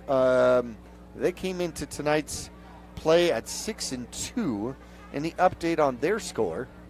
Yeah, let's see. I can see Walden Grove, the number 10 team, versus Canyon del Oro. Walden Grove is beating Canyon del Oro 28-21. And Vista Grand, Jackie, is up on Combs 21-16 in the third quarter. Interesting. So if Vista Grand holds that spot, then Vista Grand, if they hold number 11, because they probably will if Walden Grove wins. So if they hold number 11, then that could be a very likely first-round opponent for the Prescott Badgers if Prescott moves up to a number 6 spot. Yeah, it very well could be, and I think they'd be okay with that. That would give Prescott home field advantage. And how about a few of these GCR teams making the playoffs? I mean, it really is amazing. Really stinks the Marauders aren't going to be in there, but Bradshaw Mountain Bears, the Prescott Badgers, and Coconino Panthers all winning tonight and seemingly going to make these playoffs, and that is just an incredible feat. And if Canyon del Oro actually loses, Coconino might move up to that number 13 spot. And that number 13 spot, well, that may not be very much fun, because they may end up having to go play Arizona College Prep in the first round. But nonetheless, you're trying to climb as high as you can, because there's no easy ones when you get to playoffs. No, that's right. And fortunately, this season, they stopped moving the top 4A teams to the open division. Yes. So we talked about that in the beginning of the season. Where the open division, they closed that to the 4A schools. So now your top dogs in 4A are staying in 4A. So Snowflake is undefeated and looking like they're going to most likely get the win tonight against an unranked Sierra Linda. I know the scoreboard says 90-0. They were losing. Right. But, yeah, I mean, these top teams in 4A are going to stay in 4A for the playoffs, and it's going to make for an interesting playoff bracket. And just best of luck to all these GCR teams. Well, we have, unfortunately, we have seniors to say goodbye to, as they have finalized their Grand Canyon region and their Mingus Marauder football career here tonight. A 40-0 loss to the playoff-bound Prescott Badgers. But Jose Felix, right on the top, he ends his career with a phenomenal interception in the end zone. That was just textbook. That was fantastic. Yeah, the INT for the last game against a great squad in Prescott. Awesome job, Jose Felix. And next on the senior list, Rain Stokes, Jackie. And we can go on and on about Rain Stokes. My favorite feature is that kid is willing to hit you. No matter if there's open grass in front of you or he's got to step to the side to hit you, he's going to hit you. Moving down, Colby De La Haye. What an absolute weapon he's been all season long. What a tremendous athlete as well. We wish these guys the absolute best at the next levels. I would imagine some of these guys are going to go on to play some kind of sport in JUCO or at a university. So in the event that Tanette goes and plays college football somewhere, which is definitely has a likelihood. So you literally, Felix has an opportunity to point at the screen and go, I intercepted that dude. That's right. That's fun stuff, huh? Yeah, that's absolutely right. Noah Seda, senior for the Marauders, who we saw at the quarterback position tonight, and God bless him for being there, because then he took a massive hit in the beginning of this game and was able to stick it out. Played defense, played offense, and Marauders utilized Noah a few different ways, running the ball at quarterback and at wide receiver. And defensively, come up with numerous plays all season long. Tyler Williamson, number 16 for the Marauders. A lot of special teams plays, and we've seen Tyler on the defensive side of the ball. And late in the season, a little bit on the offensive side of the ball. And kudos and best luck to that young man moving forward. George Deneau, senior for the Marauders.